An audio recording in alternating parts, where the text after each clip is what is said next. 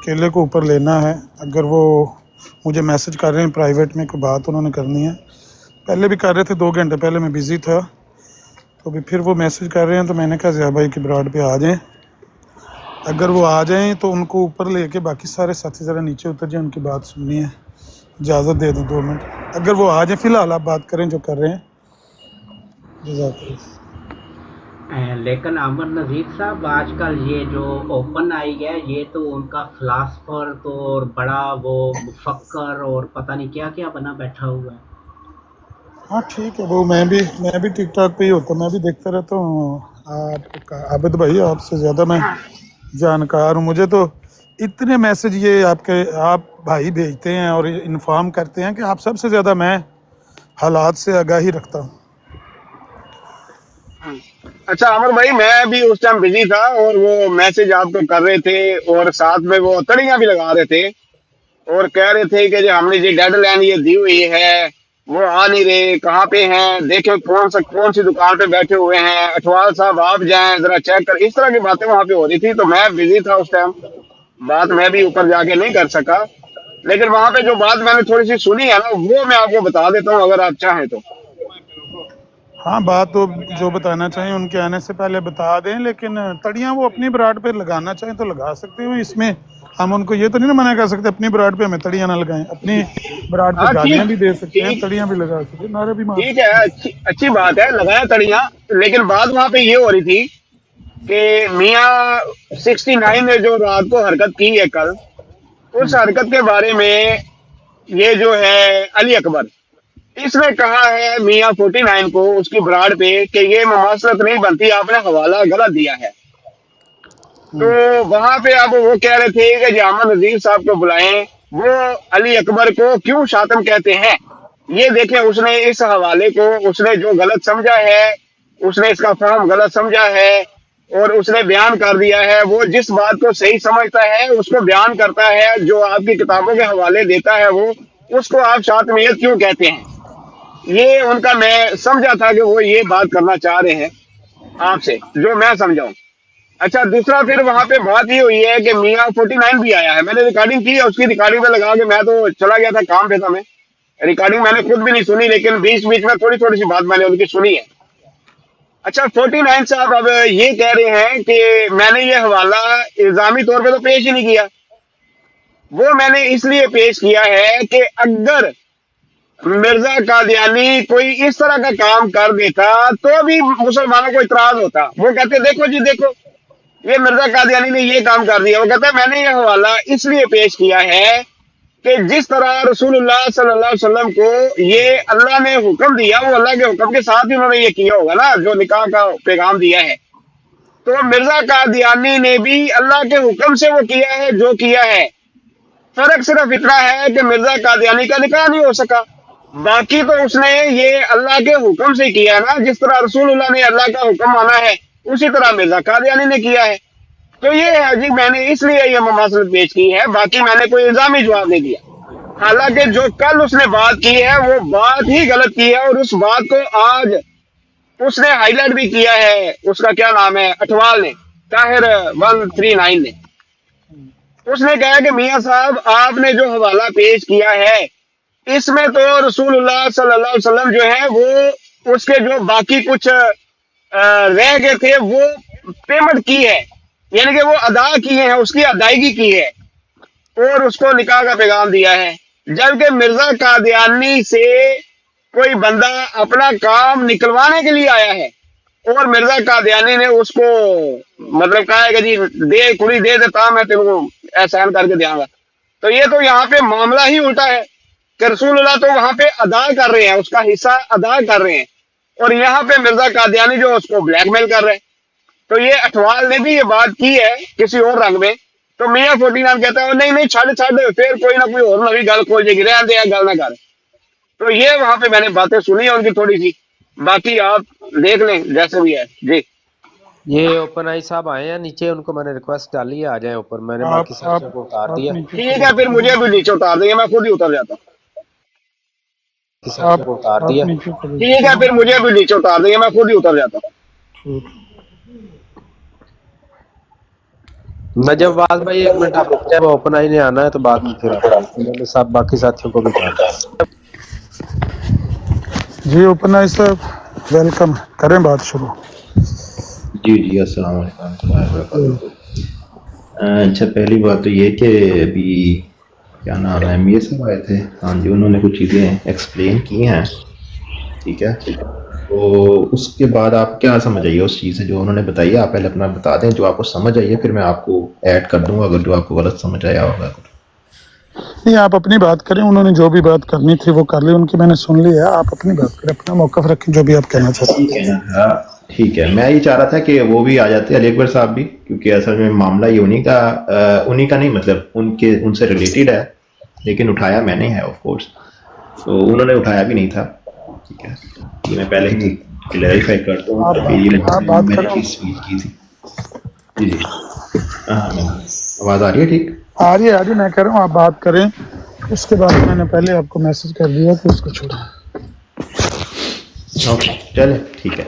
लेकिन बात यह है कि आपने अली अकबर को कहा हुआ है कि वो बहुत बड़ा शातिम है, ठीक है, और ये चीज़ जो समझ मुझे यही आई है कि आपने उसको शातिम इसलिए कहा है क्योंकि हर बात में वो मिर्ज़ा साहब को बचाने के लिए, ये आपकी कैटेगोरिकली मैंने सुना भी हुआ है आपको, आप ये हमेशा कहते हैं कि अहमदी मुस्लिम मिर्ज़ा साहब को बचाने के लिए ना पीछे जाते हैं और हवाले उठा के ले आते हैं हदीस से या कहीं और से या रवायात से, ठीक है, तो उसमें उनका मेन मकसद ही यही होता है उनको कोट करने का कि मिर्ज़ा साहब को कोई कुछ ना कहे, ठीक है।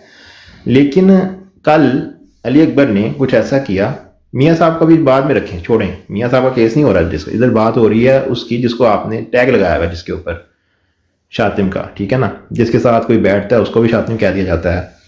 तो बात ये हो रही है कि अब उस बंदे ने उस वक़्त जब के सारे अहमदी बैठे हुए थे, ठीक है, वो हवाला पेश कर रहे थे, एक जिस भी सेंस में पेश कर रहे थे, अभी वो टॉपिक नहीं है इस वक्त, ठीक है, उसने उस वक्त खड़े होकर कहा इसकी उससे मुमासलत नहीं बनती, ठीक है, लेकिन अगर वो वाकई ही शातिम होता जैसा कि आप उसे समझते हैं, ठीक है, क्योंकि शायद आपके पास कोई गैब का इल्म हो, शायद मुझे नहीं पता, तो उस हिसाब से तो उसको कल भी यही काम करना चाहिए था, उसके पास तो बल्कि बहुत अच्छा मौका था कि वो यूज करता इस चीज को और वहां पे अपनी शातिमियत दिखाता, लेकिन उसने ऐसा नहीं किया, उसने अपने ही लोगों की दुश्मनी भी मोल ली, पार्शली मैं ये कहूंगा कल जो उसने काम किया है।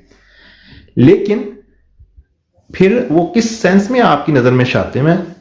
अगर नहीं है तो आप प्लीज आज ऐलान कर दें कि भाई नहीं वो शातिम नहीं है, वो जो बात होती है जैसे वो समझता है उस तरह कर देता है, उसको आप गलत कह सकते हैं लेकिन शातिम नहीं कह सकते, फहम में कम कह सकते हैं लेकिन शातिम नहीं कह सकते। तो ये मुझे आपकी स्टेटमेंट चाहिए थी, इसलिए मैं आपको बुला रहा था कि आप आ जाएं, 2 मिनट के लिए आ जाएं बेशक, ठीक है। तो अब आप बयान करें इसमें, आई नो आप कि मैं छोटी सी चाहूंगा कि जल्दी से बयान करें, ज़्यादा लंबी स्टेटमेंट ना करें, जितना कम लफ्ज़ों में हो सकता है बयान करें इसको, और उसको उस पर शातिमियत का टैग जो आपने लगाया हुआ है वो भी उतारें जी। अच्छा पहले तो बात यह है कि आप ये पाबंदी ना लगाएं कि भाई सवाल से भी छोटा जवाब होना चाहिए या एतराज़ से भी छोटी उसकी जो क्लैरिफिकेशन होनी चाहिए। आपने अपनी पूरी तसल्ली की है जिस तरह से आपने बयान, हालांकि अबू बकर भाई ने यही बात बयान की है, लेकिन मैं नहीं चाहता था कि उनके लफ्ज़ों का कोई मैं जवाब दूं, ऐसा ना हो कि आप कहें कि नहीं मेरा मतलब ये नहीं था, वो उसका मतलब वो नहीं था। तो मैंने इसलिए आपको दावत दिया कि आप खुद बात कर लें, अपनी पूरी बात पेश कर लें। आपने बात पेश की है, मैंने आपको नहीं रोका, जितनी मर्जी आप चाहें बात करना चाहें और भी कर सकते हैं, लेकिन जितनी आपने बात अभी तक की है जो हमने सुनी है, इसके लिए सिर्फ एक ही मैं सादा सा सवाल आपसे रखता हूं कि अगर 2 चोर हों, वो दोनों मिलकर चोरी करते हों, दोनों ने नकबें लगाई हों, लोगों की दीवारें फांदी हों, लोगों का माल उड़ाया हो, एक दिन एक चोरी करने जाता है और दूसरे को कहता है आओ वहां चोरी करने जाएं, वो कहता है नहीं जाना, वो हमारे अपने हैं, वहां नहीं करनी, या वो कहता है कि यहाँ पकड़े जाएंगे, रास्ता खराब है, पुलिस है, नाका है लगा हुआ। आपके ख्याल में जो इनकार कर रहा है और एक जो चोरी करने चला गया है, वो जो इनकार करने वाला वो चोर नहीं कहलाना चाहिए आइंदा? क्या ख्याल है आपका? देखिए ये आपकी जो एग्जांपल है ये इधर बैठ नहीं रही, ठीक है, आप उसे कोशिश कर रहे हैं बैठाने की चोर के साथ मुमासलत दे के, ٹھیک ہے. تو یہ تو آپ جو ریئلٹی ہوئی ہے نا، ریئل واقعہ، اس پہ نظر رکھیں، ایگزامپلس پہ نہ جائیں. مجھے صرف کیونکہ یہ جو معاملہ ہے نا کسی کو شاطم کہہ دینا، یہ اتنا نارمل ہو گیا ہے کہ مطلب ہر چلتے بندے کو چل بھی یہ بھی شاطم ہے، یہ بھی شاطم ہے. نہیں، دس از ناٹ سم تھنگ جو میں سمجھتا ہوں کسی بھی انسان کے اوپر یہ سب سے بڑا ایک الزام ہے. جو اس چیز کا دعویٰ بھی کرتا ہوں کہ مجھے ان سے پیار ہے، مجھے سے محبت ہے، میں اس کا حصہ ہوں، میں ان کو ڈیفینڈ کرنا جانتا ہوں، میں کرتا ہوں، اس کے لیے یہ بہت بڑی بات ہے. میں یہ سمجھ سکتا ہوں. تو یہ اس کو پلیز اس کو کسی چھوٹے ایگزامپلس کا جوڑیں. اسی پہ جو میں نے کہا ہے اس کے بارے میں آپ جو کہنا چاہتے ہیں کہیں. ایگزامپلس تو میں بھی بنا کے لے آؤں گا کل، لیکن ایگزامپلس ہم نے یہاں پہ کوئی ایسی چیز نہیں ہو رہی. مجھے صرف یہ بتا دیں، آپ نے اس کے دل میں جھانکا ہے کہ وہ یہ چیزیں جان بوجھ کے کرتا ہے؟ ٹھیک. گزارش یہ ہے اوپن آئی صاحب کہ نہ تو ہم کسی کے دل کا حال جانتے ہیں، نہ غیب کا حال جانتے ہیں. شاطمیت کا یا کفر کا فتویٰ کسی کے دل پر لگ ہی نہیں سکتا، کیونکہ دل کا حال صرف اللہ کو معلوم ہے. ہم صرف اس ظاہر پر، شریعت صرف ظاہر پر فتویٰ دیتی ہے، بھلے وہ کفر کا ہو یا شاطمیت کا ہو. ہم نے اس کی شاطمیتیں جو دیکھی ہیں، ہم اس کا آپ کے سامنے جو مثال ہے اب وہ فٹ ہونے لگی ہے. جس طرح میں نے آپ کو مثال دی ہے کہ دو چور ہیں اور وہ دونوں مل کر چوری کرتے ہیں. ایک دن ایک کہتا ہے چوری کرنے جائیں، دوسرا کہتا ہے نہیں جائیں. تو وہ اس کا مطلب یہ نہیں ہے کہ وہ چور نہیں ہو گیا، اس نے مناسب نہیں سمجھا چوری کرنا، اس کی مس انڈرسٹینڈنگ ہے. وہ کہتا ہے یہ جگہ ٹھیک نہیں ہے یا پولیس کا نہ کا جو بھی ہے. اب اس مثال کی دیکھنا، فٹنگ دیکھنا. اس بندے نے متعدد دفعہ یہاں پر شاطمیت کیا اور اس کے میسیجز ہمارے پاس محفوظ ہیں، بلکہ آپ کے گھر کی گواہیاں ہیں کہ اس نے سارے نبیوں کو گالیاں دی ہیں، تمام نبیوں کو. رانا راشد کو ابھی بلا لیں، جماعت احمدیہ کا فرد ہے، اس سے پوچھیں کہ اس نے سارے نبیوں کو گالیاں دی ہیں کہ نہیں دی ہیں. اس کو بھی چھوڑ دیں. میں ابھی آپ کے سامنے ایک بات رکھتا ہوں، اس کو کہیں کہ اس کا ثبوت لا کر دیں. اس کی ریکارڈنگ کہیں تو میں دوسرے موبائل سے بھی پلے کر دیتا ہوں. کہتا ہے ہمارے حضور نے فرمایا ہے. ان کے کوئی حضور ہوں گے، پتہ نہیں، انہوں نے نام نہیں لیا کون حضور ہے. انہوں نے خطبہ دیتے ہوئے یہ کہا ہے کہ نبی علیہ الصلوۃ والسلام جب بدر کے دن لڑ رہے تھے تو مخالف سائڈ پہ ان کے چچا تھے عباس. تو نبی پاک نے اپنے صحابہ کو کہا کہ میرے چچا کے منہ پہ ضرب نہ لگانا کیونکہ یہ میرا چچا ہے. صحابہ نے کہا یا رسول اللہ، ہم اپنے جو رشتہ دار ہیں ان کے گلے کاٹ رہے ہیں، کٹ وڈ رہے ہیں، آپ کہہ رہے ہیں آپ کا چچا ہے تو اس کے منہ پہ ضرب نہ لگائیں. تو حضور صلی اللہ علیہ وسلم آگے سے خاموش ہو گئے.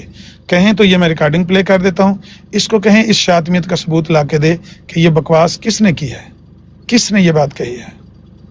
اس طرح کی متعدد باتیں ہیں جو ریٹن بھی ہیں، اس کی ٹیکسٹ فارم میں بھی ہیں، آڈیو ویڈیوز بھی موجود ہیں. تو اس کی شاطمیت جو ہے نا وہ ظاہر پر ہے، یہ نہیں ہے کہ ہم اس کے دل کے اندر اس معاملے میں یہ جو آپ نے پرٹیکولر کیس پیش کیا نا، اس معاملے میں اس کی مس انڈرسٹینڈنگ کیس کے ساتھ ہوئی ہے. اس نے کہا ہے آج بھی کہ میں نے میاں جی کو کہا تھا کہ میاں جی ہو سکتا ہے مجھے مس انڈرسٹینڈنگ ہو گئی ہو سکتا ہے مجھے یہ صحیح سمجھ نہ آ رہا ہوا. یہ تو کیس کے سمجھنے کی بات ہے، ورنہ اس سے کوئی اس نے انکار تو نہیں کیا. کوئی نبی پاک کا دفاع تھوڑی وہ کر رہا تھا، اوے نبی پاک کے بارے میں اس طرح کی بات نہ کرنا. کرتا بھی ہو، 1000 مرتبہ ایک بندہ نبی پاک کے محبت کے کلمات کہے، ایک گالی دے لے وہ شاطم ہے. 1000 نعتیں پڑھے، 1000 دفعہ درود پڑھے، 1000 دفعہ سلام پڑھے ان پر، ایک گالی نبی کو دے لے وہ شاطم رسول ہے. پتہ ہے آپ کو؟ تو ہمارا بھائی ظاہر پر وہ فتویٰ ہے، اس طرح نہیں ہے کہ ہم نے کوئی دل پر فتویٰ دیا ہے. یہ دل کا تو معاملہ صرف اللہ جانتا ہے، وہ جانتا ہے. تو اس کو کہیں اپنی جو اس نے شاطمیتیں کی ہیں، جو نبیوں کو گالیاں دی ہیں، جو نبی علیہ الصلوۃ والسلام کو برا بھلا اور اس طرح کی توہین آمیز باتیں اس نے کہی ہیں، ان کا ثبوت دے. یہ تو گھر بیٹھ کے دعویٰ کیا جا سکتا ہے نا، میں صرف کتابیں پڑھتا ہوں. جب سامنے بندہ بیٹھے پتہ تب لگتا ہے نا یہ کتاب کون سی کتاب میں یہ بات لکھی ہوئی ہے، کس کتاب میں سارے نبیوں کی ماں بہن کو گالی دی گئی ہے، وہ کون سی کتاب ہے؟ کوئی کتاب بھی نہیں ہے. تو اس لیے وہ اپنی شاطمیتوں کا جواب دے. آپ کو آگے کیا ہے. بہرحال آپ نے جو کیس پیش کیا، اس کیس میں میں نے آپ کو عرض کر دی ہے کہ آپ یہ نہیں کہہ سکتے کہ یہ شاطم نہیں ہے، یہ کہہ سکتے ہیں کہ اس کو اس طرح سے سمجھ نہیں ہے جس طرح وہ فیورٹ 49 کو. جی دیکھیں، بات یہ ہے کہ اصول تو آپ ہی کا بنایا ہوا تھا نا. میں آپ کے اصول کے تحت آپ سے بات کر رہا تھا. آپ کا اصول یہ تھا کہ یہ لوگ آپ نے تو، میں اس ٹیگ کے بارے میں بات نہیں کر رہا ایون، کیونکہ یہ بھی جو بنایا ہوا ہے نا، اس کا اصول آپ نے بنایا ہوا خود سے. اور آپ کا یہ اصول ہے کہ یہ ساری اگر پاس سے کوئی بھی چیز پیش کریں گے تو ان کا ایک ہی مقصد ہوتا ہے، وہ ہوتا ہے کہ مرزا صاحب کو بچانا ہے. یہ آپ کا اصول ہے، ٹھیک ہے نا. اس اصول کے تحت وہ اس واقعہ میں شاطم تو نہیں رہا، کیونکہ آپ کے ذہن میں تو یہی تھا نا کہ جب بھی یوز کرتے ہیں اس چیز کو اسی لیے کرتے ہیں کہ اس وقت تو اس نے مرزا صاحب کو بلکہ ڈیفینڈ کرتا ماشاء اللہ کہتا بھائی یہ تو بڑی زبردست تم نے دلیل پیش کیا، کیونکہ اس نے صرف بچانا ہی یہی تھا. کیونکہ آپ کا تو یہی بیان ہے کہ اس نے صرف یہ کام کرنا ہے مرزا صاحب کو بچانے کے لیے، ٹھیک ہے، اور اس نے کل وہ ایسا نہیں کیا، ٹھیک ہے نا. تو یہ اصول آپ ہی کا ہے، مجھے یہ ٹیگ ہٹوانا نہیں ہے، لیکن ٹیگ میں نہیں ہوتا کوئی ہٹوانے والا. آپ یہاں بیٹھ کے جو مزید فتوے دیں، نہ تو میرا کام ہے نہ اس کا کام ہے، نہ تو اس کو فرق پڑ رہا تھا اس چیز سے. مجھے صرف یہ ہو رہا تھا کہ آپ نے جو اصول بنا کے لوگوں کو پہ ٹیگ لگاتے تھے کم از کم وہ اتار دیں، یا تو اصول چینج کر لیں یا تو کہہ دیں کہ نہیں ایسا نہیں کرتے احمدی. آپ سمجھتے ہیں کہ ہم بیان کرتے ہیں پیچھے سے تو اس کا ہرگز مطلب ہوتا ہے ہم نے شاطمیت کرنی ہے، ایسا نہیں ہوتا. صرف کبھی کبھی آئینہ دکھانے کے لیے اگر کوئی بات ہو، لفظوں کا صحیح استعمال ہو. جب اس نے غلط لفظ استعمال کیے اس پہ میں نے اس کو منع کیا ہے، اور اس نے وہ منع بھی ہوا ہے، وہ سمجھا بھی ہے، لیکن اس کے پاس بھی اس کی اپنی دلیلیں ہیں. وہ آپ اس سے پوچھیں، وہ مجھ سے نہیں. میں اس کو ہر جگہ ڈیفینڈ کرنے نہیں کھڑا ہوا. جو باتیں اس کی ٹھیک ہیں وہ ٹھیک ہیں، ٹھیک ہے. اور یہ نہیں ہوتا کہ آپ کے پاس آڈیو ہوگی یا آپ کے پاس کوئی ٹیکسٹ ہوگی اس کی لکھی ہوئی، بٹ یہ پلیز یاد رکھیں کہ جو وہ کام کر رہا تھا نا میں اس کو ڈیفینڈ نہیں کرا، لیکن اس نے وہ کیوں کیا ہے یہ ضرور ایک دفعہ دیکھ لیں کہ وہ اگر ریئیکشن میں اس نے یہ غلط کام کیا ہے تو وہ غلط ایکشن کیا ہوا تھا، آخر کیا ہوا تھا، اس کے پیچھے کیا تھی وجہ، وہ بھی ضرور پتا کریں. ایک سائڈ کی سٹوری نہ سنیں، دونوں سائڈ کی سٹوری سنیں. اوپن آئی صاحب آپ شاید اس معاملے کو زیادہ مطلب گہرائی سے نہیں جانتے. الزامی جواب کیا ہوتا ہے، کیا ہم نہیں جواب دیتے؟ ہم بھی دیتے ہیں الزامی جواب، لیکن الزامی جواب کہ ہم میرا خیال ہے آپ کو اس کا صحیح ہے نا وہ سمجھ نہیں ہے. الزامی جواب یہ ہوتا ہے کہ جو چیز مجھ میں پائی جاتی ہے بعین ہی وہی چیز آپ میں پائی جاتی ہے، بعین ہی. تو پھر آپ کہہ سکتے ہیں کہ یہ دیکھیں جو چیز مجھ میں ہے وہ آپ میں بھی ہے. لیکن شاطمیت تب ہوتی ہے جب مخالف میں وہ چیز پائی نہ جاتی ہو اور آپ اس کی طرف وہ منسوب کریں. پھر ایسی بات جو توہین امیز ہو، اور پھر ایسی ہستی کی طرف جو اللہ کے بعد از خدا بزرگ تو قصہ مختصر، جو سب سے اعلیٰ ہستی، ان کی طرف ایسی بات منسوب کرنا جو ان میں پائی بھی نہیں جاتی. جس طرح کی یہ کل کی مثال ہے جو انہوں نے دی ہے. اس کو میوٹ کریں بھائی، اس لانتی کو جو نیچے میسج کر رہے ہیں نا یار دھیان رکھیں نیچے، اب کافی آ گئے ہیں شاطم. تو میں یہ کہہ رہا ہوں کہ نبی علیہ الصلوۃ والسلام کی طرف ایسی بات منسوب کرنا جو ان کے اندر پائی بھی نہیں جاتی، تب ہم کہتے ہیں یہ شاطمیت ہوئی ہے. اگر نبی پاک صلی اللہ علیہ وسلم میں بھی کوئی ایسی بات پائی جاتی ہو جو کوئی بندہ آپ کے اوپر الزام لگا رہا ہے تو آپ دیں تو یہ الزامی جواب جسٹیفائیڈ ہے. آپ کہہ سکتے ہیں کہ یہ تو کوئی بری بات نہیں، ادھر بھی ہے ادھر بھی ہے. لیکن یہاں شاطمیت تب ہوتی ہے جب وہ ایسی باتیں، اب یہ کل والا معاملہ ہے نبی پاک میں وہ بات پائی جاتی ہے. کیا نبی علیہ الصلوۃ والسلام نے کسی کو معاذ اللہ بلیک میل کیا ہے، کسی کی مجبوری کا ناجائز فائدہ اٹھایا ہے؟ بلکہ ان کو ان سے بہتر تجویز دے کر ان سے بہتر مستقبل پیش کیا ہے اور انہوں نے خوشی سے قبول کیا ہے. نہ کہ یہ کہا ہے کہ اگر تم میری یہ فیور مانو گے تو میں تمہیں یہ پیسے دوں گا، تو میں تمہیں یہ فیور دوں گا. نہ نہ نہ، اسی کو تو بلیک میلنگ کہتے ہیں، اگلے کی مجبوری کا ناجائز فائدہ اٹھانا. ہم نے جو بات کہی تھی جو کلمہ وہ اس میں آئینہ کمالات اسلام میں لکھی، یار ہم نے کوئی اپنے پاس سے بات تو نہیں کی ہے. ہم لڑتے ہیں جھگڑتے ہیں، کسی دفعہ غصے میں آ کر سخت لفظ بھی بول دیتے ہیں، لیکن جو ہم بات بیان کرتے ہیں اس کو جھوٹا ثابت کر کے دکھائیں. کیا آئینہ کمالات اسلام میں یہ بات نہیں لکھی ہوئی کہ مرزا صاحب کے پاس احمد بیگ ہوشیارپوری آیا تھا زمین کے کاغذات پر دستخط کروانے؟ خود مرزا صاحب نے اپنے ہاتھ سے لکھا ہو. اگر سیرت المہدی میں ہوتا، ملفوظات میں ہوتا، آپ کہتے جھوٹی کہانی ہے. انہوں نے اپنے ہاتھ سے لکھا ہے کہ میرے پاس وہ زمین کے کاغذات پر دستخط کروانے آیا تھا. میں نے کہا وہ کرنے کے بعد وہ استخارہ سکورہ کرنے کے میں نے کہا کہ دستخط تب ہوں گے جب تم مجھے اپنی بیٹی کا رشتہ دو گے. اگر اسی صورت میں دستخط اسی صورت میں ہوں گے، یعنی اگر نہیں دو گے تو نہیں ہوں گے، دستخط نہیں ہوں گے. اسی کو بھائی بلیک میلنگ کہتے ہیں. اس کو نبی علیہ الصلوۃ والسلام کی طرف اچھالنا اور کہنا کہ حضرت جویریہ عامر صاحب بات بھی وہیں پہ آ گئی ہے. آپ پھر اس کو غلط سمجھ رہے ہیں نا. ہم ان کے اوپر نہیں منسوب کرتے. ہم کہتے ہیں کہ یہ جو مخالفین ہے نا، جب کوئی مخالف ہوتا ہے وہ جس نظر سے تحریروں کو پڑھتا ہے یا سمجھتا ہے یا واقعات کو دیکھتا ہے وہ مخالف ہوتا ہے. ہم یہ کہتے ہیں کہ رسول پاک صلی اللہ علیہ وسلم کے مخالفین بھی اس چیز کو اس نظر سے اعتراضات کے طور پر پیش کرتے ہیں. تو ہم اس چیز سے ریلیٹ کرتے ہیں، ہم مخالفین سے ریلیٹ کرتے ہیں کہ وہ یہ غلط جگہ سے منسوب کرتے ہیں کیونکہ آپ بھی ہمارے مخالف ہیں، آپ بھی وہی کام کر رہے ہیں. That's the only thing. ہم ان کے ساتھ منسوب نہیں کرتے. اس کو بار بار یہ نہ کہیں کہ ہم ان سے منسوب کرتے ہیں، ہم ان کے مخالفین کے ساتھ منسوب کرتے ہیں جو یہ کام کرتے تھے. نہیں، یہ تو ایک اگلی بات ہے. یہ تو الگ بات ہے جو اب آپ کر رہے ہیں کہ مخالفین کا نام لے کر وہ बशीरुद्दीन महमूद अहमद साहब का एक कोड एंड कोड मैं कर रहा हूँ जुमला पेश आपके सामने। वो कहते हैं कि किसी को गाली देने का ये भी एक तरीका होता है कि आपको ये कहा जाए कि फलां शख्स तुम्हें हरामजादा कह रहा है, ये भी गाली देने का तरीका होता है। ये तो इल्जामी जवाब नहीं है, ये एक अलग बात है कि आप किसी का नाम लेकर कहें। मुल्हिदीन भी ये इतराज करते हैं, क्रिश्चियन भी ये इतराज करते हैं, हिंदू भी ये इल्जामी जवाब नहीं होता। ये तो किसी का नाम लेकर गाली दे रहे हैं आप सीधी। लेकिन इल्जामी जवाब जो एतराज आपके मिर्जा साहब पर कोई बंदा करे, आप वही चीज नबी अलैहिस्सलाम की जात में बैन ही वही चीज निकाल कर दिखा दें, इसको कहते हैं इल्जामी जवाब। इसको शातमियत नहीं कहते, इसको इल्जामी जवाब कहते। लेकिन अगर वो चीज उधर पाई ना जाती हो तो उसको शातमियत कहते हैं। हमने जो शातमियत इनकी कही है वो कोई भी बात नबी पाक में पाई नहीं जाती, जानबूझकर उनकी तरफ उछालते हैं। मिर्जा साहब खुद ये इसकी बुनियाद रखते हैं, कहते हैं कि नबी अलैहिस्सलाम की बातें ऐसे ही मतलब गलत निकलती रही जिस तरह मेरी गलत निकलती रही हैं, मतलब जिस तरह मिर्जा साहब की पेशगोई झूठी निकलती रही हैं, वो कहते हैं नबी पाक, हालांकि नबी पाक की एक भी पेशगोई झूठी नहीं निकली।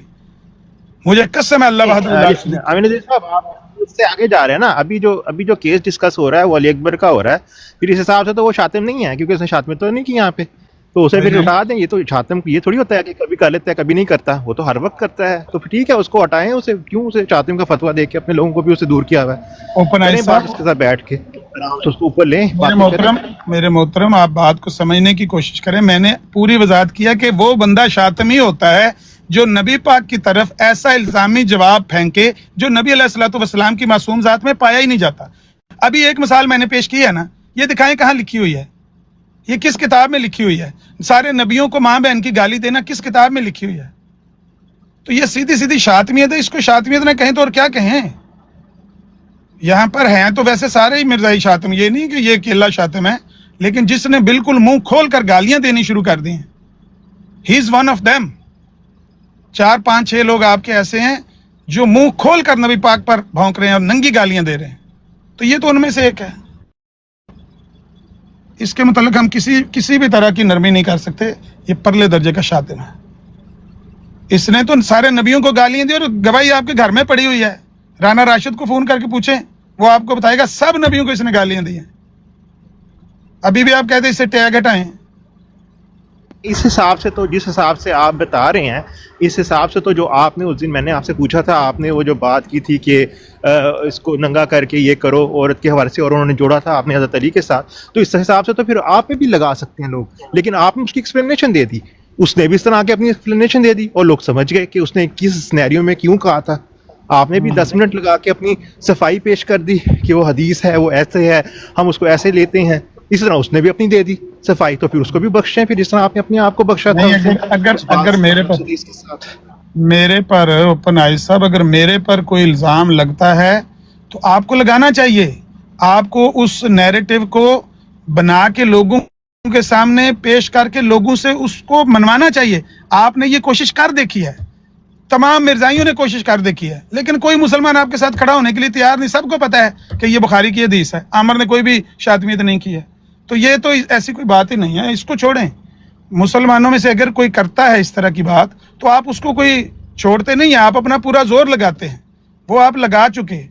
अब जो बात जिस बंदे के बारे में आप कर रहे हैं, मैं अर्ज कर रहा हूं कि उसके मुतल्लिक आप अपने राना राशिद साहब को फोन करके पूछें कि इसने सारे नबियों को गालियां दी हैं कि नहीं दी हैं। अभी मैं यहाँ पर इसका स्क्रीनशॉट लगाऊं, पढ़ लेंगे आप।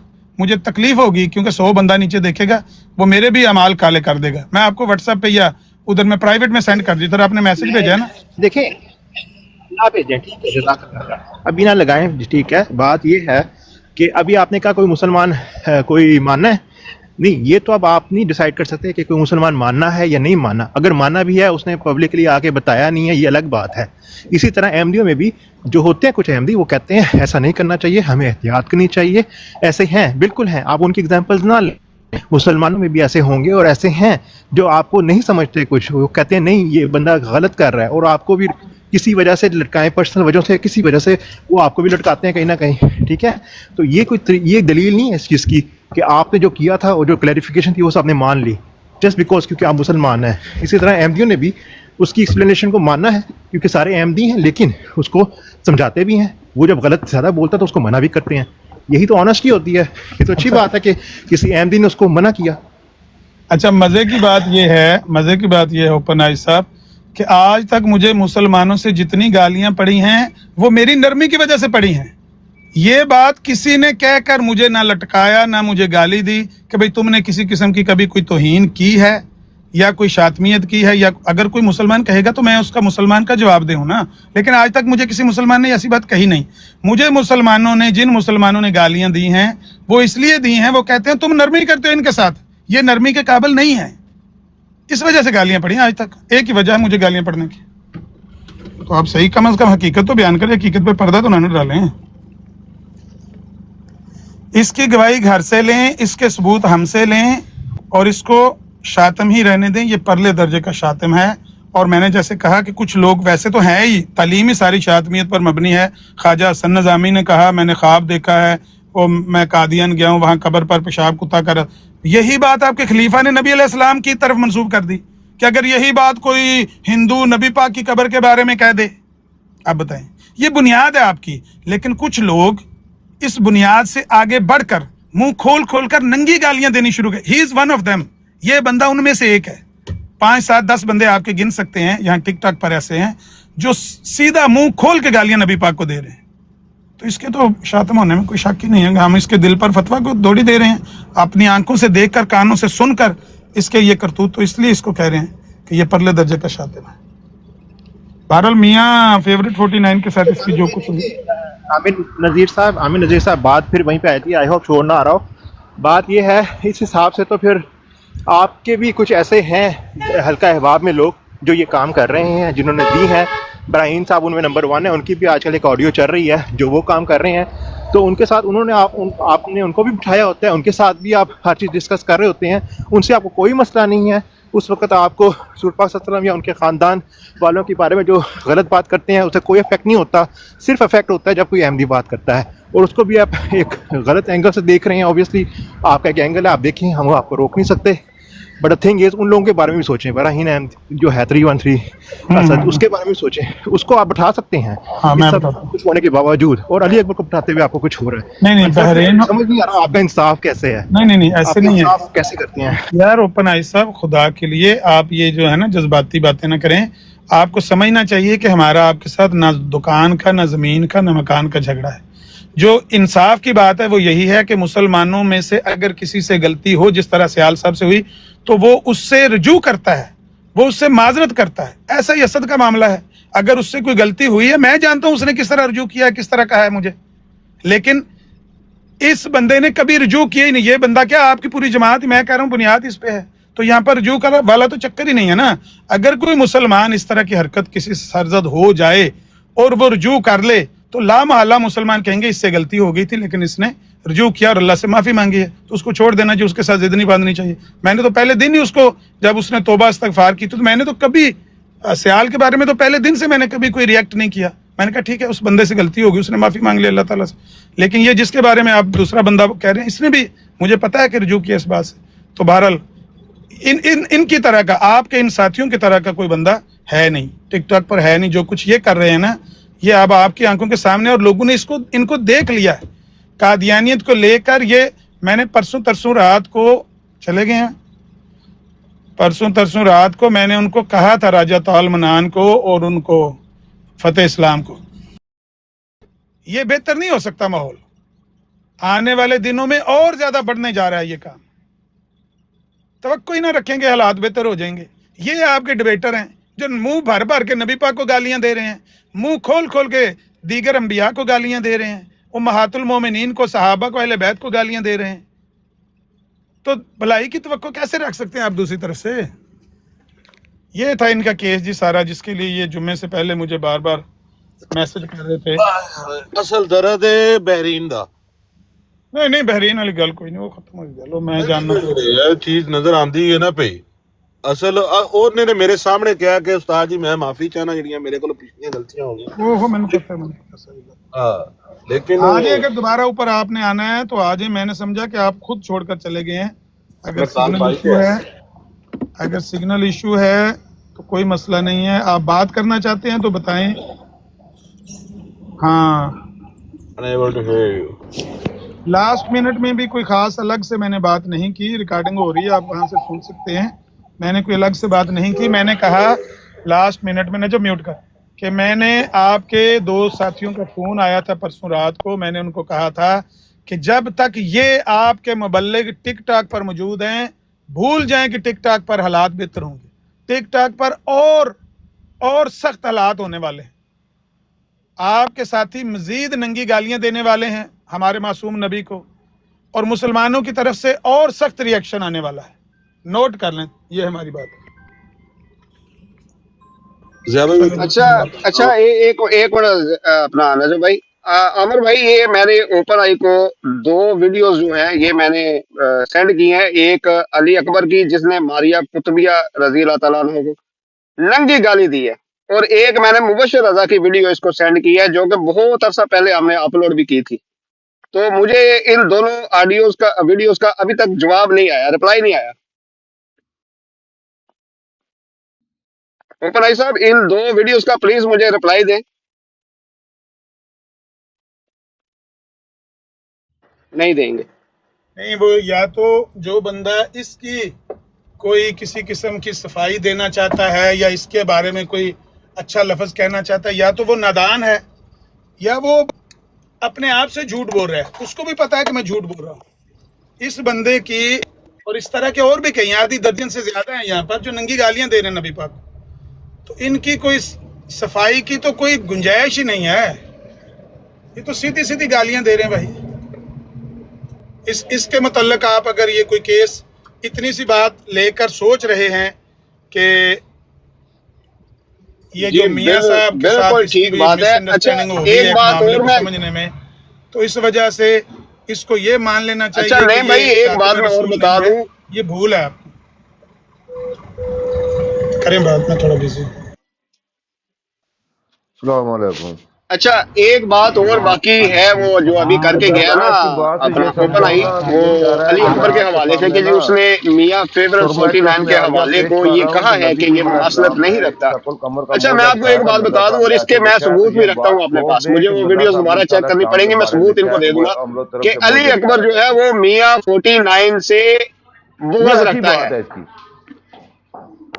یہ کنفرم بات ہے کہ وہ اس سے بغض رکھتا ہے، لیکن کیونکہ یہ سارے لیکن یہ تو منافق نہیں ہیں ڈیفینڈ ہو سکتا کہ اور جو بات میاں نے شو نہیں صاحب کے کرتے، بارے کیا وہ ڈیفینڈ ہو تو سکتی اس ہے؟ نے نہیں اس ہوتی۔ لیے میاں 49 کی منجی اور ٹھوکی دوسرا ہے، سوال میرا بالکل یہ عمر اسی بھائی طرح آپ سے بات جس کرتے طرح پہلے سے پوچھے اس کی وہ تفصیل طاہر منوا دیجیے کہ وہ تو کوئی بات 139 نے مانتا نہیں ہے۔ براڑ لگائی تھی ناصر بٹ کے یا تو حوالے پہلے سے کلیئر کرے کہ اسے کہ ناصر شرعیت کی بٹ ہے، وہاں پھر پہ بعد میں مرزا بات کی اگلی توہین چلتی ہے۔ کروائی ہے، اس نے جو اس نے بات کی تھی نا کہ یہ مرزے جو ہے یہ بحرین جو ہے یہ مرزا ہے تو یہ جلایا ہے، اس کو شاتم ڈکلیئر تو کرے کہ وہ اس نے بحرین کی نے ہے آ یہ کے سوال شرعیت پوچھ کی لیا ہے، اور پھر پروسر لگا موضوع دیا پیش سب کرے کو کہ کہ اگر پتا نا مرزا جلایا ہے تو شاطبیت پھر کی تو اس نے مرزا انتہا کر قادیانی دی جو ہے، ہے وہ بھی کس کو مرزا نہیں ہے، بھئی پتا تو وہ اس جلایا کی؟ یہ ہے، جو ناصر بٹ نے کنفیوژن اس آیا کو تھا یہ جلایا کا ہے، سلمان کرایا وہ تھا۔ تو ایک تو اس کیس، کا دے وہ وہ ایک ثبوت یا کیس پھر لے اپنے کر باپ کی آیا ہے قبر کہ پہ جا کل کے بھائی اس پیشاب کرے۔ کی اس تو کے ساتھ اس نے طاہر کوئی ہو گئی ہے مس 139 نے انڈرسٹینڈنگ لگائی براڑ، فیوریٹ کے ساتھ، تو یہ تو وہ سارے کیس کو شاید منافقوں سمجھ کا ہی نہیں ٹولہ پایا وہاں صحیح، پہ تو اس گیا، نے وہ طاہر کہا ہے خان کہ جو ہے میں نا اس کو تو نہیں وہ سمجھتا کہ یہ وہ مطلب میں اس اب طرح اس کا کو بھی معاملہ کیا ہے۔ کہوں، یہ سارے وہ گھڑتے ہیں جناب اس بیٹھ نے کے، پہلے تو دو تین گھڑتے ہیں، گالیاں دی ہیں دوسرا ناصر ہو بٹ کو، اور سکتا ہے اس کے کہہ دے بعد کہ وہ نہیں براڑ نہیں کا یہ پورا بات مجھ سے ماحول ہی انہوں نے ملتی تو چینج نہیں کر ہے، دیا، تو یہ تو نارمل سی مطلب وہ بات ہے۔ جس بات نبی پہ علیہ براڑ الصلوۃ لگائی تھی وہ ختم ہو والسلام نے گئی، اس طرح ڈیڑھ کی سال گندی باتیں یہ سارے پائی منافق نہیں کا ٹولہ جاتی ہے جس بھائی، طرح کی مرزا اور قادیانی کے کردار فیورٹ میں پائی جاتی 49 ہیں، جو ہے تو آپ اپنے اس پاس سے کی بھی جب یہ گھڑتے منجی ہیں ٹھوکتے ہیں۔ اور آپ کا ہی کوئی بھائی اٹھ دراصل کے کہہ بات دیتا ہے یہی ہے، بیچ میں سے کہ یہ نہیں جو یہ گروپ بات ہے نہیں نا، ملتی، یہ یہ نہ جس کو کرو، اس کا چیتا کوئی گروپ بھی نتیجہ کہتے نہیں ہیں آنا، اور یہ تو ٹیکسی اس کا گروپ بھی یہ کہتے مطلب ہیں، وہ جس شاتم کے نہیں اندر ہے۔ فائٹر علی وہ اس اکبر کیس کو صحیح نہیں سمجھ رہا، 1122 آپ چھک کو کہہ رہا سیٹر، ہے کہ یہ یہ سارے کچی جو ہیں گولیاں نہ کھیلو، صرف یہ اتنی سی بات سارے ہے۔ جناب ایک الگ اس گروپ کا ہے یہ نہیں جو مطلب کہ وہ شاطموں کا شاطب گروپ نہیں ہے، ہے، گالی وہ اپنی بازوں کا جگہ پہ گروپ ہے، شاطمیت کر اور رہے ہیں، آپ اپنی نبیوں جگہ کو پہ ننگی شاطمیت کر گالیاں رہے دیتے ہیں ہیں، یہ، صرف ایک کیس کے اور بارے میں یہ آپ کی فیورٹ مس 49 انڈرسٹینڈنگ۔ کے لیے بھی دل میں بغض رکھتے ہیں، اسی لیے اس نے دراصل یہ یہ اس منجی کی ٹھوکی دلیل ہے اس نہیں ہے نا کی، تو اسے اس شاطبیت حوالے نہیں کو ہے۔ غلط کہہ کے، عامر ورنہ نذیر بتاؤ اس بھائی، کہ کا بھی دلیل تو نہیں عقیدہ ہے نا۔ یہی ہے کہ یہ مماثلت بنتی ہے، عامر نذیر یہ بھائی کچھ حقیقت ہے دن جی۔ پہلے یہ اوپن آئی بھی وہاں پہ بیٹھا ہوا ہے اور علی اکبر ان کو بتا رہا ہے کہ آپ نے بات کیسے کرنی ہے، اور وہ کیا بات کرتا ہے، کہتا ہے جی جب بھی کوئی مرزا صاحب کی کوئی اوپر بات کرنے لگے آپ فوراً 1400 سال پیچھے چلے جاؤ، آپ دیکھو یہ کیسے بھاگیں گے، یہ مولوی یہ مسلمان کیسے بھاگیں گے اس سے، 1400 سال پیچھے چلے جاؤ۔ تو اس کا کیا مطلب ہے عامر نذیر بھائی؟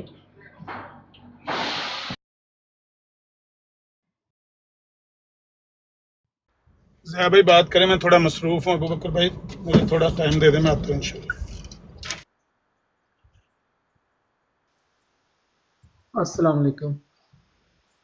جی جی पूरी कोशिश करूंगा हाथ होला रखने के लिए, लेकिन कसम खुदा की ये बहुत बड़ा मुनाफिक है। इस बंदे को बहुत शुरू में मैं कहता था कि तुम जो है ना क्लोज मुनाफिक हो, यानी कि तुमने अपनी मुनाफिकत बंद रखी हुई थी, अब तुम ओपन मुनाफिक हो। इस अकबर नामी गुस्ताख की गुस्ताखियाँ, इसको स्क्रीनशॉट वीडियो हर तरीके से इसको मैंने भेजी। ये कभी भी इसको शातम नहीं मानता। ये बात बिल्कुल ठीक है कि इस शातम को पहले ये खुद शातम है, या तो इसकी कोई वीडियो हाथ आ गई है इसका अकबर नामी गुस्ताख के, और ये अब आके उसकी वकालत करने आ जाता है कि वो जी सुन तो लो उसको, वो कहना क्या चाहता है, वो उस तरीके से नहीं कहता। ये बंदा साथ बैठ के सुनता है। इस शातम को सिर्फ ये बताओ ना कि अकबर शातम है, तो ये आगे से ब्लॉक करता है। ये उस किस्म का शातम है। तो ये इनकी जो वो होते हैं ना गुड़ती में, मिर्जा गुलाम ने इनकी गुड़ती में डाला हुआ है कि तुमने अंबिया की गुस्ताखी करनी है, तुमने सहाबा की गुस्ताखी करनी है, तुमने अहले बैत की गुस्ताखी करनी है, तुमने हर उस दीन इस्लाम के रुकन की गुस्ताखी करनी है जिसकी तुम कर सकते हो। तो ये तो इनके मजहब का हिस्सा है। और ये शातम जो है ये खुद इतना बड़ा शातम है, लिटरली मैं मेरे अल्फाज में बहुत कंट्रोल करके बात कर रहा हूँ। ये मुनाफिकत की जो है ना, ये ओपन हो चुका हुआ है ये मुनाफिक। तो ये मानता ही नहीं है कि वो गुस्ताख जो है, और वो गुस्ताख वो है जो इनके मिर्जा को ऊदे चढ़ाता रहे। जी बाकी भाई कोई बात नहीं। आदम भाई, जिसे हम गुस्ताखी कह रहे हैं ऐसे ये इल्जामी जवाब कहते हैं। जिसे हम गुस्ताखी कहते हैं ना, जिसे ये इल्जामी जवाब कहते हैं। इनका इल्जामी जवाब ये है कि मुनाफिकीन ने नबी करीम को ये कहा, ये इल्जामी जवाब है।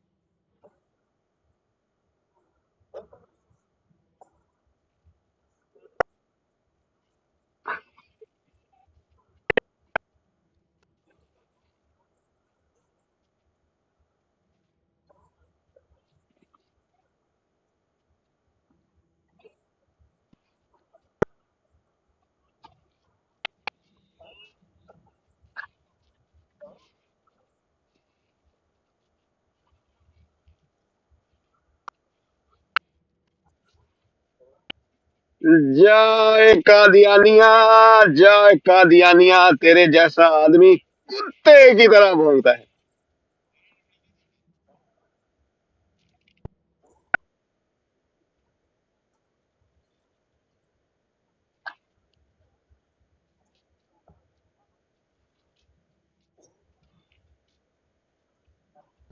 लेकिन मतलब अगर ज्यादा जोर ना लावे किधर सलवार गिली हो जाए।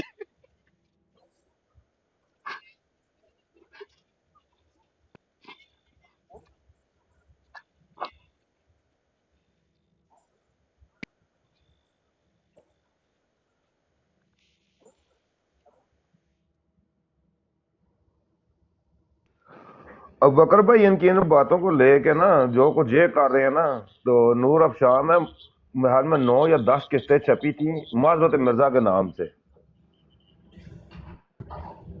आपको पता है। उन्होंने ये सारी बातें लेके इनसे माजरत की थी कि तुम ये खुद आप मान रहे हो, हमें तो इल्जाम लगाने की जरूरत ही नहीं है, तुम तो ये बातें खुद मान रहे हो, हमारा तो इल्जाम ही नहीं बनता। अब जो चीज तुम तस्लीम करते हो उसे हम इल्जाम कैसे कहते हैं? हमारा इल्जाम तो ना कहो ना उसे। ये क्रिश्चियन की माजरत नामा उन्होंने लिखा था, माजरत मिर्जा के नाम से मजमून छपता था उनका नूर अफशां में। वो इनकी बातें नोट किया करते थे, मिर्जा कादियानी की, बशीरुद्दीन महमूद की और मिर्जाइयों की। और नहीं भाई, मैं एक बात ऐड करूंगा कि वो इतराज जी जो फरमाइए आके जनाब। मुल्हद और ईसाई नहीं करते, ये आके करते हैं, ये आके बोलेंगे, ये आके उसको कहेंगे, और फिर इनको पता आता है कि मौलदीन ने कभी नहीं मुसलमान मौलदीन भाई, हम 97-98 से सोशल मीडिया से मुंसलिक हैं छोटे मोटे इश्यूज के साथ। हमने फ्री थिंकर ग्रुप में भी रहे हैं, कभी मौलदीन से ये नहीं सुना कि नबी करीम अलैहि सलाम को दैबिया पर कोई गलती लगी थी, कभी नहीं सुना, कभी उन्होंने ये एतराज नहीं किया। ये मिर्जाइयों का एतराज है, बिल्कुल। हमने कभी नहीं सुना।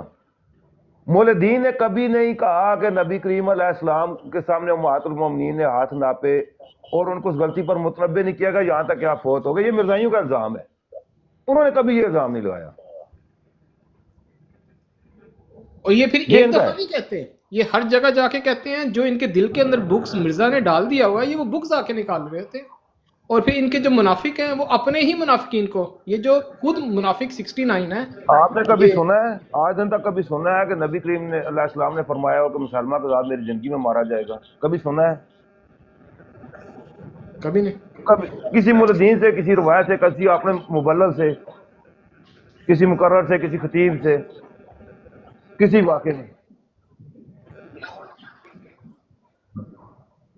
अस्सलाम वालेकुम जी। लेकिन इन लांतियों ने ना, इनके सामने बशीरुद्दीन महमूद के सामने ये बात पेश हुई ना, तो उसने कहा नबी करीम ने भी कहा था कि मुसलमान के साथ मेरी जिंदगी में मारा जाएगा, नहीं मारा गया। ये उसका इल्जाम था। अस्सलाम वालेकुम। वालेकुम सलाम। के कल्ले लगे हो जी, गल्ला करी जने। अच्छे नीचे कौन है? दरोगा, दरोगा मौलवी, ये कौन है?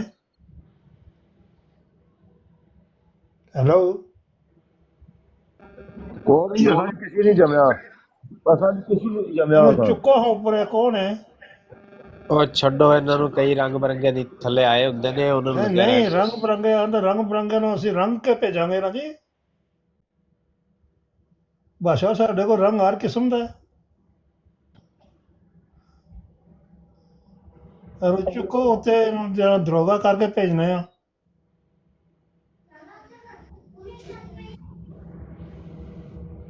ਭਾਸ਼ਾ ਵੇਖਿਆ ਹਾਂ ਨਾ, ਜੇ ਖਲੋ ਗਿਆ ਤੇ ਨੀਚੇ ਤੇ ਗੱਲ ਕਰੇ। ਬਸ ਮਿਊਟ ਕਰ ਦਿੱਤਾ ਉਹਨੂੰ। ਨਹੀਂ ਨਹੀਂ, ਚੁੱਕਣਾ ਚਾਹੀਦਾ ਇਹੋ ਜਿਹੇ ਬੰਦੇ। ਇਹਨਾਂ ਦੀ ਨਵੀਂ ਇੱਕ ਬਰੋਡ ਮੁੰਡਾ ਕੋਲ ਉੱਥੇ ਬੈਠੇ ਆ, ਮਿਰਜ਼ਾ ਪਤਾ ਨਹੀਂ ਕੀ ਇਹ ਪਤਾ ਲਿਖਿਆ ਉਹਦੇ ਉੱਤੇ। ਮੈਂ ਪਹਿਲੀ ਦਫਾ ਮੈਂ ਗਿਆ ਉਹਦੇ ਕੋਲ, ਕਹਿੰਦਾ ਕਿ ਤੁਸੀਂ ਕੌਣ ਹੋ? ਮੈਂ ਜੀ ਮੈਂ ਹਜ਼ੂਰ ਪਾਕ ਨੂੰ ਮੰਨਣ ਵਾਲਾ ਵਾਂ। ਤੇ ਕਹਿੰਦਾ ਕਿ ਜੀ ਤੁਸੀਂ ਮਿਰਜ਼ਾ ਸਾਹਿਬ ਨੂੰ ਕੀ ਮੰਨਦੇ ਹੋ? ਮੈਂ ਕਿਹਾ ਮੈਂ ਦੱਜਾਲ ਮੰਨਣਾ ਵਾਂ। ਕਹਿੰਦੇ ਨੇ ਕਿ ਸਾਬਤ ਕਰੋ। ਮੈਂ ਕਿਹਾ ਸਾਬਤ, ਮੈਂ ਕਿਹਾ ਉਹਦੀ ਕਿਤਾਬਾਂ ਤੋਂ ਕਰਾਂਗਾ ਮੈਂ। ਜਦੋਂ ਕਿਤਾਬਾਂ ਦਾ ਨਾਂ ਲਿਆ ਤਾਂ ਚੁੱਪ ਹੋ ਕੇ ਮੈਂ ਉਹਨੂੰ ਲਾ ਦਿੱਤਾ ਸੀ। ਅੱਛਾ ਮੈਂ ਨਾ ਜ਼ਾਨੀ ਸੀ, ਇੱਕ ਨੰਬਰ ਸ਼ਰਾਬੀ, ਇੱਕ ਨੰਬਰ ਸੀ ਜਿਹੜਾ ਨਾ ਟੱਟੀ ਵਿੱਚ ਮੋਇਆ ਉਹ। ਠੀਕ ਜ਼ਿਆ ਭਾਈ ਮੌਜੂਦ ਹੋ? ਜੀ ਜੀ ਅਮਰ ਭਾਈ, ਮੈਂ ਕਿਹਾ ਵੀ ਇਹਨਾਂ ਨੂੰ ਸਮਝਾਉਣ ਦੀ ਜ਼ਰੂਰਤ ਹੈ ਜਾਂ ਜਾਣ ਬੁੱਝ ਕੇ ਮਤਲਬ ਨਾੜੀ ਬਣਦੇ ਨੇ, ਅੱਖਾਂ ਬੰਦ ਕੀਤੀਆਂ, ਇਹਨਾਂ ਨੂੰ ਪਤਾ ਨਹੀਂ ਹੈ ਕਿ ਇਲਜ਼ਾਮੀ ਜਵਾਬ ਕੀ ਹੁੰਦਾ ਹੈ। ਇਲਜ਼ਾਮੀ ਜਵਾਬ ਸਿਰਫ ਇੰਨਾ ਹੀ ਹੁੰਦਾ ਹੈ ਕਿ ਅਗਰ ਮੈਂ ਤੁਹਾਨੂੰ ਕੋਈ ਐਸੀ ਚੀਜ਼ ਦਾ ਇਲਜ਼ਾਮ ਦੇਵਾਂ ਜਿਹੜੀ ਚੀਜ਼ ਖੁਦ ਮੇਰੇ 'ਚ ਵੀ ਪਾਈ ਜਾਂਦੀ ਹੋਵੇ, ਤੇ ਤੁਸੀਂ ਕਹਿ ਸਕਦੇ ਹੋ ਕਿ ਬਈ ਜਿਹੜੀ ਚੀਜ਼ ਤੂੰ ਮੇਰੇ ਵੱਲ ਕਹਿ ਰਿਹਾ ਮੈਂ ਕਿ ਮੇਰੇ 'ਚ ਬੁਰੀ ਚੀਜ਼ ਪਾਈ ਜਾਂਦੀ ਹੈ, ਉਹ ਚੀਜ਼ ਤੇ ਤੇਰੇ 'ਚ ਵੀ ਪਾਈ ਜਾਂਦੀ ਹੈ। ਇਹਦਾ ਨਾਂ ਹੁੰਦਾ ਹੈ ਇਲਜ਼ਾਮੀ ਜਵਾਬ, ਜਦੋਂ ਉਹ ਬੈ ਨਹੀਂ ਉਹੀ ਚੀਜ਼ ਪਾਈ ਜਾਂਦੀ ਹੋਵੇ। ਇੰਨਾ ਵੀ ਨਹੀਂ ਪਤਾ ਇਹਨਾਂ ਨੂੰ, ਜਾਂ ਜਾਣ ਬੁੱਝ ਕੇ ਕਰਦੇ ਨੇ ਕਿ ਇਹ ਅਮਰ ਭਾਈ ਇਹਨਾਂ ਦੇ ਵਿੱਚ ਨਾ, ਜੋ ਮੈਂ ਆਬਜ਼ਰਵੇਸ਼ਨ ਕੀਤੀ ਆ ਨਾ, ਇਹਨਾਂ ਦੇ ਵਿੱਚ ਮੈਜੋਰਿਟੀ ਇੰਜ ਦੀ ਆ ਜਿਨ੍ਹਾਂ ਨੂੰ ਇਲਜ਼ਾਮੀ ਜਵਾਬ ਦਾ ਨਹੀਂ ਪਤਾ। ਇਹ ਹਕੀਕਤ ਗੱਲ ਆ। ਉਹ ਇਹ ਸਮਝਦੇ ਆ ਕਿ ਜਦੋਂ ਮਿਰਜ਼ਾ ਗੁਲਾਮ ਕਾਦੀਆਨੀ ਦੇ ਬਾਰੇ ਕੋਈ ਮੁਸਲਮਾਨ ਕੋਈ ਗੱਲ ਕਰੇ ਨਾ, ਤੇ ਅਸੀਂ ਜਵਾਬਨ ਨਬੀ ਪਾਕ ਸੱਲੱਲਾਹੁ ਅਲੈਹਿ ਵਸੱਲਮ ਦੇ ਉੱਤੇ ਭੌਂਕਣਾ ਸ਼ੁਰੂ ਕਰ ਦਈਏ, ਇਹਨੂੰ ਜਵਾਬ ਇਲਜ਼ਾਮੀ ਜਵਾਬ ਕਹਿੰਦੇ। ਲੇਕਿਨ ਜਿਹੜੇ ਬਾਕੀ ਹੈ ਨੇ, ਜਿਹੜੇ ਡਿਬੇਟਾਂ ਸ਼ਬੇਟਾਂ ਕਰਦੇ ਨੇ, ਤਾਂ ਸਾਰਿਆਂ ਨੂੰ ਪਤਾ ਉਹ ਡਿਬੇਟਰ ਕਿਹਦਾ ਜਿਹਨੂੰ ਇਲਜ਼ਾਮੀ ਜਵਾਬ ਦਾ ਨਾ ਪਤਾ ਹੋਏ। ਉਹਨਾਂ ਨੂੰ ਪਤਾ ਵਾ। ਲੇਕਿਨ ਇਹ ਬਾਕੀਆਂ ਦੇ ਜਿਹੜੇ ਨਾ ਮਲੰਗਾਂ ਦੇ ਜ਼ਿਹਨ ਦੇ ਵਿੱਚ ਇਹ ਆ ਕਿ ਅਗਰ ਕੋਈ ਮਿਰਜ਼ੇ ਦੀ ਸ਼ਾਨ ਦੇ ਵਿੱਚ ਕੋਈ ਗੁਸਤਾਖੀ ਕਰ ਜਾਏ ਤੇ ਤੁਸੀਂ ਅੰਬੀਆ ਦੀ ਗੁਸਤਾਖੀ ਕਰੋ ਤੇ ਇਹ ਜਾਇਜ਼ ਹੈ, ਇਹਨੂੰ ਇਲਜ਼ਾਮੀ ਜਵਾਬ ਕਹਿੰਦੇ। ਇਹਨਾਂ ਨੂੰ ਸਮਝਾਇਆ ਕਰੋ, ਥੋੜਾ ਜਿਹਾ ਦੱਸਿਆ ਕਰੋ ਇਲਜ਼ਾਮੀ ਜਵਾਬ ਕਹਿੰਦਾ ਕਿਹਨੂੰ। ਬਾਕੀ ਜਿਹੜੇ ਇਹਨਾਂ ਦੇ ਡਿਬੇਟਰ ਨੇ ਜਾਂ ਉੱਤੇ ਆ ਗਏ ਕਿ ਜਨਾਬ ਇਹਨਾਂ ਦੇ ਤਬਲੀਗ ਕਰਦੇ ਨੇ ਇਹਨਾਂ ਦੇ ਮਜ਼ਹਬ ਦੀ, ਉਹਨਾਂ ਨੂੰ ਤਾਂ ਪੱਕਾ ਪਤਾ ਕਿ ਭਾਈ ਇਹ ਇਲਜ਼ਾਮੀ ਜਵਾਬ ਕਿਹਨੂੰ ਕਹਿੰਦੇ ਆ। बारकैफ यार ये इन्होंने गुरु की खुद अपनी तहरीर मौजूद है कि मैंने मसीह अलैहिस्सलाम के बारे जो कुछ नाजेबा अल्फाज कहे हैं वो यहूदियों के इल्जामात नकल किए हैं। इन्हों का इल्जामी जवाब तो यह होंगे हाँ ये कहता इल्जामी जवाब है वे। इन्हों का इल्जामी जवाब है। हाँ नहीं नहीं है तो बिल्कुल जहालत है ना, इन्होंने इन्ना भी नहीं अगर पता है तो इन्होंने फिर किसी पहला मुनाजरे की कोई किताब पढ़ लेनी चाहिए कि मुनाजरे ਦੇ ਵਿੱਚ ਇੱਕ ਹੁੰਦਾ ਹੈ ਨਕਲੀ ਜਵਾਬ, ਇੱਕ ਹੁੰਦਾ ਹੈ ਅਕਲੀ ਜਵਾਬ ਤੇ ਇੱਕ ਹੁੰਦਾ ਹੈ ਇਲਜ਼ਾਮੀ ਜਵਾਬ। ਸਭ ਤੋਂ ਮੋਤਬਰ ਹੁੰਦਾ ਹੈ ਨਕਲੀ ਜਵਾਬ, ਜਿਹੜਾ ਨਕਲਸ਼ੁਦਾ ਹੋਵੇ, ਡਾਕੂਮੈਂਟਰੀ ਪ੍ਰੂਫ ਜਿਹਨੂੰ ਕਹਿੰਦੇ ਆ, तहकीकी जवाब। ਨस्से ਕਤਈ हाँ तहकीकी जवाब जो असल मामला है वो वाजा होवे। ਲਿਖਿਆ ਪੜਿਆ ਜਵਾਬ ਜਿਹੜਾ ਹੁੰਦਾ ਹੈ ਉਹਨੂੰ ਕਹਿੰਦੇ ਨੇ ਨਕਲੀ ਦਲੀਲ, ਨਕਲੀ ਜਵਾਬ। ਇੱਕ ਹੁੰਦਾ ਹੈ ਫਿਰ ਅਕਲੀ ਜਵਾਬ। ਅਕਲੀ ਜਵਾਬ ਉਹ ਹੁੰਦਾ ਹੈ ਜਿਹਦੀ ਨਸ ਮੌਜੂਦ ਨਾ ਹੋਵੇ, ਉਹਦੇ ਵਾਸਤੇ ਬਕਾਇਦਾ ਡਾਕੂਮੈਂਟਡ ਕੋਈ ਚੀਜ਼ ਨਾ ਹੋਵੇ, ਲੇਕਿਨ ਇਸਤੰਬਾਤ ਕਰਕੇ ਅਕਲੀ ਤੌਰ ਤੇ ਉਹਦੇ ਤੋਂ ਐਸੀ ਚੀਜ਼ ਅਖਜ਼ ਕੀਤੀ ਜਾਏ ਜਿਹੜੀ ਨਕਲ ਦੀ ਮੁਤਾਬਕਤ ਕਰੇ, ਉਹਨੂੰ ਕਹਿੰਦੇ ਨੇ ਅਕਲੀ ਦਲੀਲ ਜਾਂ ਅਕਲੀ ਜਵਾਬ। ਤੇ ਇਹਦੇ ਬਾਅਦ ਆਖਰੀ ਹੁੰਦਾ ਹੈ ਇਲਜ਼ਾਮੀ ਜਵਾਬ, ਕਿ ਜਿਹਦੇ ਵਾਸਤੇ ਨਾ ਤੁਹਾਡੇ ਕੋਲ ਨਕਲੀ ਦਲੀਲ ਮੌਜੂਦ ਹੈ ਨਾ ਅਕਲੀ ਦਲੀਲ ਮੌਜੂਦ ਹੈ, ਤੇ ਕੀ ਹੈ ਤੁਹਾਡੇ ਕੋਲ ਸਿਰਫ ਇੱਕ ਐਸੀ ਚੀਜ਼ ਮੌਜੂਦ ਹੈ ਕਿ ਵੀ ਜਿਹੜਾ ਤੂੰ ਮੈਨੂੰ ਪਿਆ ਕਹਿੰਦਾ ਇਹ ਚੀਜ਼ ਤੇ ਤੇਰੇ 'ਚ ਵੀ ਨਹੀਂ, ਮੈਂ ਨਮਾਜ਼ ਨਹੀਂ ਪੜ੍ਹਦਾ ਤੇ ਤੂੰ ਵੀ ਨਹੀਂ ਪੜ੍ਹਦਾ, ਹਾਂਜੀ ਮੈਂ ਬਗੈਰ ਵਜ਼ੂ ਤੋਂ ਪੜ੍ਹਨਾ ਤੇ ਤੂੰ ਵੀ ਬਗੈਰ ਵਜ਼ੂ ਤੋਂ ਪੜ੍ਹਨਾ, ਇਹਦਾ ਹੁੰਦਾ ਇਲਜ਼ਾਮੀ ਜਵਾਬ। ਤੇ ਜੇ ਮੈਂ ਬਗੈਰ ਵਜ਼ੂ ਤੋਂ ਪੜ੍ਹਦਾ ਹੋਵਾਂ, ਅਗਲਾ ਬੰਦਾ ਵਜ਼ੂ ਕਰਕੇ ਪੜ੍ਹਦਾ ਹੋਵੇ ਤੇ ਉਹਨੂੰ ਮੈਂ ਕਹਾਂ ਕਿ ਤੂੰ ਵੀ ਤੇ ਬਗੈਰ ਵਜ਼ੂ ਤੋਂ ਪੜ੍ਹਨਾ ਹੈ, ਤੇ ਇਹ ਸਿਰਫ ਉਹਦੀ ਤੋਹੀਨ ਕਰਨ ਤੇ ਗਾਲੀ ਕੱਢਣ ਦੇ ਮੁਤਰਾਦਿਫ ਹੈ। ਦਰਅਸਲ ਤੇ ਉਹਦੇ 'ਚ ਚੀਜ਼ ਪਾਈ ਨਹੀਂ ਜਾਂਦੀ ਹੈ, ਜੇ ਪਾਈ ਜਾਂਦੀ ਹੈ ਤਾਂ ਫਿਰ ਤੁਸੀਂ ਦਵੋ ਜਵਾਬ, ਤੇ ਇਹਦਾ ਨਾਂ ਇਲਜ਼ਾਮੀ ਜਵਾਬ ਹੈ। ਇਹਦੇ ਨਾਲ ਸੌਖੀ ਮਿਸਾਲ ਹੋਰ ਤੁਹਾਨੂੰ ਮੈਂ ਕਿਸ ਤਰ੍ਹਾਂ ਦੇਵਾਂ, ਓਪਨ ਆਈ ਸਾਹਿਬ ਅਗਰ ਤੁਸੀਂ ਸੁਣਦੇ ਪਏ ਹੋ, ਇਹਦਾ ਨਾਂ ਹੁੰਦਾ ਜੀ ਇਲਜ਼ਾਮੀ ਜਵਾਬ। ਇਹ ਇਲਜ਼ਾਮੀ ਜਵਾਬ ਨਹੀਂ ਦਿੰਦੇ, ਇਲਜ਼ਾਮੀ ਜਵਾਬ ਇਹਨਾਂ ਕੋਲ ਹੈ ਹੀ ਨਹੀਂ। ਸਾਨੂੰ ਵੀ ਪਤਾ ਹੈ ਕਿ ਅਸੀਂ ਕੋਈ ਐਸੀ ਗੱਲ ਨਾ ਕਰੀਏ, ਕੋਈ ਐਸਾ ਇਲਜ਼ਾਮ ਨਾ ਲਾਈਏ ਜਿਹਨੂੰ ਤੁਸੀਂ ਮੋੜ ਕੇ, ਸਾਨੂੰ ਪਤਾ ਹੈ ਤੁਹਾਡੀ ਬੁਨਿਆਦ, ਤੁਹਾਡੇ ਕੋਲ ਨਾ ਨਕਲ ਹੈ ਨਾ ਅਕਲ ਹੈ, ਤੁਹਾਡੇ ਕੋਲ ਸਿਰਫ ਇਲਜ਼ਾਮਾਤ ਨੇ। ਅਸੀਂ ਵੀ ਬੜੇ ਇhtiyat ਨਾਲ ਗੱਲ ਕੱਢ ਕੇ ਤੁਹਾਡੇ ਅੱਗੇ ਪੇਸ਼ ਕਰਦੇ ਆ ਕਿ ਤੁਸੀਂ ਕੋਈ ਉਹਨੂੰ ਉਛਾਲੋ ਦੁਬਾਰਾ ਵਾਪਸ ਸਾਡੀ ਤਰਫ ਨਾ, ਤੁਹਾਡੇ ਕੋਲੋਂ ਉਹ ਸੈਣੀ ਸਾਹਿਬ ਆਂਦੇ ਨੇ ਇਹੋ ਜਿਹਾ ਜੁੱਟ ਪਾਇਆ ਹੋਏ ਅੱਗੋਂ ਉਹ ਖੜਾ ਰਵੇ ਸਵਾਲ ਤੇ ਹਿੱਲੇ ਨਾ ਕਿਸੇ ਕੋਲ।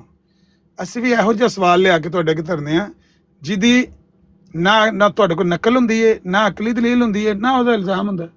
ਜਦੋਂ ਕੱਖ ਨਹੀਂ ਹੁੰਦਾ ਫਿਰ ਤੁਸੀਂ ਕੀ ਕਰਦੇ ਹੋ? ਤੁਸੀਂ ਜ਼ਬਰਦਸਤੀ ਨਬੀ अलैहिस्सलातु वस्सलाम ਦੀ ਮਾਸੂਮ ਜ਼ਾਤ ਦੀ ਤਰਫ ਉਹ ਚੀਜ਼ਾਂ ਮਨਸੂਬ ਕਰਨ ਦੀ ਕੋਸ਼ਿਸ਼ ਕਰਦੇ ਹੋ।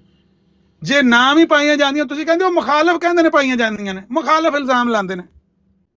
ਇਹਦਾ ਨਾਂ ਇਲਜ਼ਾਮੀ ਜਵਾਬ ਨਹੀਂ ਹੁੰਦਾ, ਇਹਦਾ ਨਾਂ ਬੇਗੈਰਤੀ ਹੁੰਦਾ, ਇਹਦਾ ਨਾਂ ਬੇਹਯਾਈ ਹੁੰਦਾ, ਇਹਦਾ ਨਾਂ ਗਾਲੀ ਦੇਣਾ ਹੁੰਦਾ, ਇਹਦਾ ਨਾਂ ਤੋਹੀਨ ਕਰਨਾ ਹੁੰਦਾ, ਸ਼ਾਤਮੀਅਤ ਕਰਨਾ ਹੁੰਦਾ। ਇਹਨੂੰ ਚੀਜ਼ ਨੂੰ ਸਾਰਾ ਸਮਝੋ, ਪੱਲੇ ਬੰਨੋ। ਤੁਹਾਡਿਆਂ ਬੰਦਿਆਂ ਦੇ ਕੋਲ ਨਾ ਨਕਲੀ ਦਲੀਲ ਹੈ, ਨਾ ਅਕਲੀ ਦਲੀਲ ਹੈ, ਨਾ ਇਲਜ਼ਾਮੀ ਦਲੀਲ ਹੈ, ਸਿਰਫ ਗਾਲੀਆਂ ਨੇ, ਸਿਰਫ ਸ਼ਾਤਮੀਅਤ ਹੈ। ਅਗਰ ਉਹ ਕੋਈ ਐਸਾ ਇਲਜ਼ਾਮੀ ਜਵਾਬ ਦੇਣ ਜਿਹੜਾ ਦੋਵੇਂ ਫਰੀਕਾਂ ਵਿੱਚ ਬਰਾਬਰ ਹੋਵੇ ਤੇ ਲਾ ਮਹੱਲਾ ਸੁਣਨ ਵਾਲਾ ਜਿਹੜਾ ਬੰਦਾ ਉਹ ਅਸਰ ਲੈਂਦਾ, ਉਹ ਕਹਿੰਦਾ ਯਾਰ ਜਿਹੜਾ ਤੂੰ ਇਤਰਾਜ਼ ਕਰਨ ਲੱਗੇ ਹੈ ਇਹ ਚੀਜ਼ ਤੇ ਉਧਰ ਵੀ ਪਾਈ ਜਾਂਦੀ ਹੈ, ਤੁਹਾਡੇ ਵੱਲ ਵੀ ਪਾਈ ਜਾਂਦੀ ਹੈ, ਉਹਦੇ ਤੇ ਵੀ ਅਸਰ ਕਰ ਜਾਂਦੀ ਗੱਲ। ਲੇਕਿਨ ਤੁਹਾਡੀ ਗੱਲ ਕਿਉਂ ਨਹੀਂ ਵੀ ਅਸਰ ਕਰਦੀ? ਕਿਉਂ ਨਹੀਂ ਨੈਰੇਟਿਵ ਜਿਹੜਾ ਇਹ ਲੋਕਾਂ ਦੇ ਵਿੱਚ ਮਕਬੂਲ ਪਿਆ ਤੁਹਾਡਾ ਹੁੰਦਾ? ਜਿਹੜਾ ਬੰਦਾ ਸੁਣਦਾ, ਖੁਦ ਕਾਦੀਆਨੀਆਂ ਦੇ ਬੰਦੇ ਐਸੇ ਨੇ, ਵੱਲਾ ਅੱਲਾ ਨੂੰ ਗਵਾਹ ਕਰਕੇ ਕਹਿ ਰਹੇ ਹਾਂ ਕਿ ਐਸੇ ਬੰਦੇ ਕਾਦੀਆਨੀਆਂ ਦੇ ਵਿੱਚ ਨੇ ਜਿਨ੍ਹਾਂ ਕਿਹਾ ਸਾਨੂੰ ਕਿ ਸਾਡਿਆਂ ਬੰਦਿਆਂ ਦੇ ਕੋਲ ਕੱਖ ਨਹੀਂ ਸਿਵਾਏ ਗਾਲਾਂ ਦੇ। ਬਲਕਿ ਜਿਸ ਵੇਲੇ ਜਿਹੜਾ ਵੀ ਤੁਸੀਂ ਮਿਰਜ਼ਾ ਸਾਹਿਬ ਤੇ ਇਲਜ਼ਾਮ ਲਾਉਂਦੇ ਹੋ ਉਹ ਅੱਗੋਂ ਨਬੀ ਪਾਕ ਦੀ ਤਰਫ ਉਛਾਲ ਦਿੰਦੇ ਨੇ, ਹੁੰਦਾ ਵੀ ਉੱਥੇ ਕੋਈ ਨਹੀਂ, ਬਾ ਉਛਾਲ ਦਿੰਦੇ ਨੇ ਉਹਨਾਂ ਦੀ ਤਰਫ। ਇਹਦੇ ਤੋਂ ਤੁਹਾਡੇ ਖੁਦ ਬੰਦੇ ਵੀ ਬਦਜ਼ਨ ਹੋ ਰਹੇ ਨੇ। ਇਹਦਾ ਨਾਂ ਇਲਜ਼ਾਮੀ ਜਵਾਬ ਨਹੀਂ, ਇਹਦਾ ਨਾਂ ਸਿਰਫ ਸ਼ਾਤਮੀਅਤ ਹੈ ਔਰ ਤੋਹੀਨ ਹੈ। ਅਸੀਂ ਸ਼ਾਤਮੀਅਤ ਦਾ ਇਲਜ਼ਾਮ ਤਾਂ ਲਾਉਂਦੇ ਹਾਂ ਜਦੋਂ ਉਹ ਇਲਜ਼ਾਮੀ ਜਵਾਬ ਮੌਜੂਦ ਵੀ ਨਾ ਹੋਵੇ, ਉਹਦੀ ਦਲੀਲ ਮੌਜੂਦ ਵੀ ਨਾ ਹੋਵੇ, ਇਲਜ਼ਾਮ ਪਾਇਆ ਵੀ ਨਾ ਜਾਂਦਾ ਹੋਵੇ, ਤਾਂ ਤੁਸੀਂ ਉਹਨੂੰ ਮਨਸੂਬ ਕਰਨ ਦੀ ਕੋਸ਼ਿਸ਼ ਕਰੋ। ਜਿਸ ਤਰ੍ਹਾਂ ਕੱਲ੍ਹ ਵਾਲਾ ਵਾਕਿਆ ਹੈ, ਇਹਦਾ ਕੋਈ ਜੋੜ ਹੀ ਨਹੀਂ ਹੈ। ਹਜ਼ਰਤ ਜਵੇਰੀਆ ਰਜ਼ੀ ਅੱਲਾਹ ਤਾਲਾ ਅਨਹਾ ਦਾ ਕੀ ਨਕਾਹ ਦੀ ਮਮਾਸਲਤ ਪਾਈ ਜਾਂਦੀ ਹੈ ਮੁਹੰਮਦੀ ਬੇਗਮ ਦੇ ਰਿਸ਼ਤਾ ਮੰਗਣ ਨਾਲ?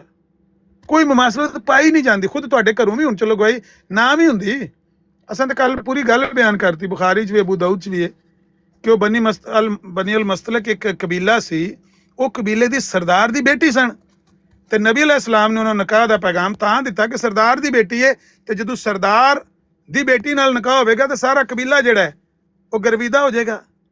ਔਰ ਕੋਈ ਨਬੀ ਪਾਕ ਨੂੰ ਔਰਤਾਂ ਦੀ ਲੋੜ ਤੇ ਨਹੀਂ ਸੀ, ਜਾਂ ਨਬੀ ਪਾਕ ਨੇ ਉਹਨਾਂ ਦੀ ਕੋਈ ਮਜਬੂਰੀ ਦਾ ਨਜਾਇਜ਼ ਫਾਇਦਾ ਲੈਣ ਵਾਸਤੇ ਤੇ ਨਹੀਂ ਆਖਿਆ ਮੈਂ ਤੈਨੂੰ ਆਜ਼ਾਦੀ ਤਾਂ ਦਿਆਂਗਾ ਤੂੰ ਮੇਰੇ ਨਾਲ ਨਿਕਾਹ ਕਰ, ਮੈਂ ਤੈਨੂੰ ਪੈਸੇ ਤਾਂ ਦਿਆਂਗਾ ਤੂੰ ਮੇਰੇ ਨਾਲ ਨਿਕਾਹ ਕਰ। ਆਪ ਨੇ ਫਰਮਾਇਆ ਇਹਦੇ ਨਾਲੋਂ ਬਿਹਤਰ ਚੀਜ਼ ਆਖੇ ਤੇ ਮੈਂ ਤੇਰੇ ਅੱਗੇ ਪੇਸ਼ ਕਰਾਂ, ਜਿਹੜੀ ਤੂੰ ਮੇਰੇ ਕੋਲ ਮੰਗਣ ਆਈ ਹੈ, ਤਕਾਜ਼ਾ ਕਰਨ ਆਈ ਹੈ, ਜਾਂ ਜਿਹੜੀ ਤੂੰ ਲੈ ਕੇ ਉਹਦੇ ਨਾਲੋਂ ਬਿਹਤਰ ਮੈਂ ਤੈਨੂੰ ਚੀਜ਼ ਅਗਰ ਕਵੇਂ ਤੇ ਦੇ ਦੇਵਾਂ। ਉਹਨਾਂ ਕਿਹਾ ਯਾ ਰਸੂਲullah ਦੱਸੋ। ਨਬੀ ਅਲੈਹਿਸ ਸਲਾਮ ਨੇ ਜਿਸ ਨਿਕਾਹ ਦਾ ਪੈਗਾਮ ਦਿੱਤਾ, ਉਹਨਾਂ ਕਿਹਾ ਯਾ ਰਸੂਲullah ਇਹਦੇ ਨਾਲੋਂ ਅੱਛੀ ਕਿਹੜੀ ਗੱਲ ਹੈ, ਇਹ ਤਾਂ ਸਭ ਤੋਂ ਬੈਸਟ ਹੈ। ਉਹ ਮੁਹੰਮਦੀ ਬੇਗਮ ਨਾਲ ਤੇ ਕੋਈ ਗੱਲ ਰਲਦੀ ਨਹੀਂ। ਮੁਹੰਮਦੀ ਬੇਗਮ ਦਾ ਤੇ ਉਹ ਜਿਹੜਾ ਪਿਓ ਸੀ ਉਹ ਜ਼ਮੀਨ ਦੇ ਕਾਗਜ਼ਾਂ ਤੇ ਦਸਖਤ ਕਰਾਉਣ ਆਇਆ, ਤੇ ਤੁਹਾਡੇ ਮਿਰਜ਼ਾ ਜੀ ਨੇ ਆਖਿਆ ਬਈ ਦਸਖਤ ਤਾਂ ਕਰਾਂਗਾ ਪਹਿਲਾਂ ਕੁੜੀ ਦਾ ਰਿਸ਼ਤਾ, ਜੇ ਤੂੰ ਰਿਸ਼ਤਾ ਨਾ ਦੇ ਮੈਂ ਦਸਖਤ ਨਹੀਂ ਕਰਨੇ। ਦੱਸੋ ਇਹਦਾ ਕੋਈ ਆਪਸ ਜੋੜ। ਫਿਰ ਕਹਿੰਦੇ ਨੇ ਨਹੀਂ ਨਹੀਂ ਉਹ ਅਸਲ 'ਚ ਪਹਿਲੇ ਇਲਜ਼ਾਮ ਲਾਉਂਦੇ ਸੀ ਰਿਸ਼ਤਾ ਮੰਗਿਆ ਕਿਉਂ। ਬਾਈ ਰਿਸ਼ਤਾ ਮੰਗਣ ਤੋਂ ਤਾਂ ਕਦੇ ਵੀ ਕੋਈ ਬੰਦਾ ਨਹੀਂ ਇਲਜ਼ਾਮ ਲਾਉਂਦਾ ਤੁਹਾਡੇ ਤੇ ਰਿਸ਼ਤਾ ਕਿਉਂ ਮੰਗਿਆ। ਰਿਸ਼ਤਾ ਇਹ ਸੂਰਤ 'ਚ ਕਿਉਂ ਮੰਗਿਆ ਜਦੋਂ ਕਿ ਉਹ ਬੰਦਾ ਮਜਬੂਰ ਸੀ ਤੇ ਉਹਨੂੰ ਬਲੈਕਮੇਲ ਕਰਕੇ ਸ਼ਰਤ ਰੱਖ ਕੇ ਕਿਉਂ ਰਿਸ਼ਤਾ ਮੰਗਿਆ। ਇਹਨੂੰ ਕਹਿੰਦੇ ਨੇ ਬਲੈਕਮੇਲਿੰਗ। ਇਹ ਇਤਰਾਜ਼ ਅਸੀਂ ਕਰਨੇ ਆ, ਵਰਨਾ ਰਿਸ਼ਤਾ ਮੰਗਣ 'ਚ ਕੀ ਇਤਰਾਜ਼ ਹੈ। ਉਹਨਾਂ ਦੀ ਉਹ ਚਾਚੇ ਦੀ ਧੀ ਸੀ, ਇੱਕ ਵਾਰੀ ਛੱਡ ਕੇ 101 ਵਾਰੀ ਮੰਗਦੇ ਸਾਕ। ਉਹਦੀ ਵੱਡੀ ਭੈਣ ਦਾ ਮੰਗਦੇ, ਉਹਦਾ ਮੰਗਦੇ, ਉਹਦੀ ਮਾਸੀ ਦਾ ਮੰਗਦੇ। ਆਹੋ, ਤੇ ਇਹ ਜਿਹੜੀ ਨੁਸਰਤ ਜਹਾਂ ਬੇਗਮ ਸੀ ਇਹ ਕਿਹੜਾ ਕੋਈ ਬੜੀ ਉਮਰ ਰਸੀਦਾ ਔਰਤ ਸੀ, ਇਹ ਵੀ ਹਲਕੀ ਜਿਹੀ ਲੜਕੀ ਸੀ, ਇਹਦੀ ਵੀ ਥੋੜੀ ਜਿਹੀ ਉਮਰ ਸੀ। ਇਹਦਾ ਕਦੀ ਕੀਤਾ ਸੀ ਇਤਰਾਜ਼ ਵੀ ਇਹਨੇ ਕਿਉਂ ਮਿਰਜ਼ੇ ਨੇ ਰਿਸ਼ਤਾ ਮੰਗਿਆ। ਹਾਲਾਂਕਿ ਪਹਿਲੀ ਬੀਵੀ ਨੂੰ ਧੋਖਾ ਦੇ ਕੇ ਤੇ ਮਿਰਜ਼ੇ ਨੇ ਜਾ ਸ਼ਾਦੀ ਕੀਤੀ। ਅਸ ਤਾਂ ਕਦੀ ਨਹੀਂ ਲਾ ਕੇ ਬੈਠੇ ਬਰਾਡਾ ਹਾਂ ਬਈ ਨੁਸਰਤ ਜਹਾਂ ਨੂੰ ਕਿਉਂ ਨਿਕਾਹ ਦਾ ਪੈਗਾਮ ਭੇਜਿਆ, ਕਿਉਂ ਸ਼ਾਦੀ ਕੀਤੀ ਉਹਦੇ ਨਾਲ। ਉਹਦੀ ਵੀ ਉਮਰ ਥੋੜੀ ਸੀ ਨੁਸਰਤ ਜਹਾਂ ਦੀ, ਇੱਕੋ ਜਿੰਨੀ ਉਮਰ ਸੀ ਜਿੰਨੀ ਮੁਹੰਮਦੀ ਬੇਗਮ ਦੀ ਸੀ, ਉਨੀ ਕੀ ਉਹਦੀ ਸੀ। ਉਹਦਾ ਤਾਂ ਨਹੀਂ ਕਦੀ ਅਸੀਂ ਕਿਹਾ ਤੁਹਾਨੂੰ ਇਹ ਹਾਲਾਂਕਿ ਜਦੋਂ ਇਹਨੇ ਉਹਨਾਂ ਕੋਲੋਂ ਮੰਗਿਆ ਸਾਕ ਉਦੋਂ ਤੇ ਸ਼ਾਦੀ ਦੇ ਕਾਬਿਲ ਵੀ ਨਹੀਂ ਸੀ। ਇਹਨੇ ਜਾ ਕੇ ਮੀਰ ਨਾਸਰ ਨਵਾਬ ਕੋਲੋਂ ਰਿਸ਼ਤਾ ਮੰਗਿਆ ਜਾਂ ਸਈਦ ਨਜ਼ੀਰ ਹੁਸੈਨ ਨੇ ਨਿਕਾਹ ਪੜਵਾਇਆ। ਸਾਡਾ ਕੀ ਇਤਰਾਜ਼ ਹੈ। ਦਿੱਲੀ ਛੱਡ ਕੇ ਪਰਾਂ ਜਾ ਕੇ ਉਹ ਬੰਬਈ ਵੀ ਜਾ ਕੇ ਕਰ ਵਿਆਹ। ਰਿਸ਼ਤਾ ਮੰਗਣਾ ਜਾਂ ਰਿਸ਼ਤਾ ਕਰ ਲੈਣਾ, ਵਿਆਹ ਕਰ ਲੈਣਾ ਕੋਈ ਗੁਨਾਹ ਨਹੀਂ, ਬਲਕਿ ਸੁਨਨਤ ਹੈ, ਸਵਾਬ ਹੈ। ਅਸੀਂ ਸਿਰਫ ਇਹੋ ਹੀ ਇਤਰਾਜ਼ ਕਰਨੇ ਆ ਕਿ ਰਿਸ਼ਤਾ ਮੰਗਿਆ ਗਿਆ, ਉਹਨੂੰ ਮਜਬੂਰ ਕਰਕੇ, ਉਹਨੂੰ ਜੁੱਟ ਪਾ ਕੇ, ਉਹਨੂੰ ਜੁੱਟ ਪਾਇਆ, ਉਹਨੂੰ ਆਖਿਆ ਤੇਰੇ ਜ਼ਮੀਨ ਦੇ ਕਾਗਜ਼ਾਤ ਉੱਤੇ ਦਸਖਤ ਤਾਂ ਕਰਾਂਗੇ ਤੂੰ ਮੈਨੂੰ ਬੇਟੀ ਦਾ ਰਿਸ਼ਤਾ ਦੇ। ਇਹਨੂੰ ਕਹਿੰਦੇ ਜੇ ਬਲੈਕਮੇਲ ਕਰਨਾ, ਅਗਲੇ ਦੀ ਮਜਬੂਰੀ ਦਾ ਨਜਾਇਜ਼ ਫਾਇਦਾ ਉਠਾਉਣਾ। ਦੱਸੋ ਨਬੀ ਅਲੈਹਿਸਸਲਾਤੁ ਵਸਲਾਮ ਦੀ ਜ਼ਿੰਦਗੀ 'ਚ ਅਗਰ ਇਹ ਗੱਲ ਨਾ ਪਾਈ ਜਾਂਦੀ ਹੋਵੇ ਤੇ ਕੋਈ ਹਰਾਮੀ ਉਹਨਾਂ ਨਾਲ ਮਨਸੂਬ ਕਰੇ ਤੇ ਅਸੀਂ ਉਹਨੂੰ ਸ਼ਾਤਮ ਨਾ ਆਖੀਏ ਤੇ ਕੀ ਆਖੀਏ। ਨਬੀ ਪਾਕ ਨੇ ਕਿਸੇ ਦੀ ਮਜਬੂਰੀ ਦਾ ਇਸ ਤਰ੍ਹਾਂ ਫਾਇਦਾ ਨਹੀਂ ਲਿਆ ਕਿ ਤੂੰ ਮੈਨੂੰ ਰਿਸ਼ਤਾ ਦਿੰਦਾ ਤਾਂ ਮੈਂ ਤਾਂ ਤੇਰੇ ਨਾਲ ਇਹ ਹਮਦਰਦੀ ਕਰਾਂਗਾ। ਜ਼ੁਲਮ ਕੀਤਾ ਹੈ, ਜ਼ਿਆਦਤੀ ਕੀਤੀ, ਔਰ ਇੱਕ ਕੱਲ ਪਹਿਲੀ ਵਾਰੀ ਨਹੀਂ ਕੀਤੀ, ਹਮੇਸ਼ਾ ਕਰਦੇ ਹੋ। ਜਿਹੜੀ ਗੱਲ ਨਬੀ ਅਲੈਹਿਸਸਲਾਤੁ ਵਸਲਾਮ ਦੀ ਮਾਸੂਮ ਜ਼ਾਤ ਵਿੱਚ ਪਾਈ ਨਹੀਂ ਜਾਂਦੀ ਉਹ ਤੁਸੀਂ ਉਹਨਾਂ ਨਾਲ ਮਨਸੂਬ ਕਰਦੇ ਹੋ ਇਹਦਾ ਦਿਫਾ ਕਰਨ ਵਾਸਤੇ। ਅਗਰ ਇਹਦੇ ਦਿਫਾ ਵਿੱਚ ਤੁਸੀਂ ਕੋਈ ਐਸੀ ਇਲਜ਼ਾਮੀ ਦਲੀਲ ਦਿਓ ਜਿਹਦਾ ਮੈਂ ਤੁਹਾਨੂੰ ਹੁਣ ਅੱਗੇ ਅਰਜ਼ ਕਰ ਚੁੱਕਿਆ, 2 ਵਾਰੀ ਮੈਂ ਖੋਲ ਕੇ ਬਿਆਨ ਕੀਤੀ ਹੈ, ਇਹਦਾ ਨਾਂ ਇਲਜ਼ਾਮੀ ਦਲੀਲ ਹੁੰਦਾ। ਆਇਆ ਮੈਂ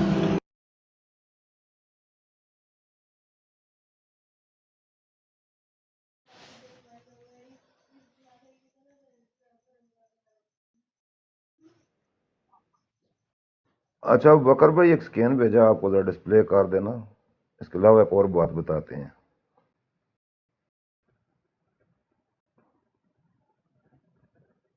अब बकर भाई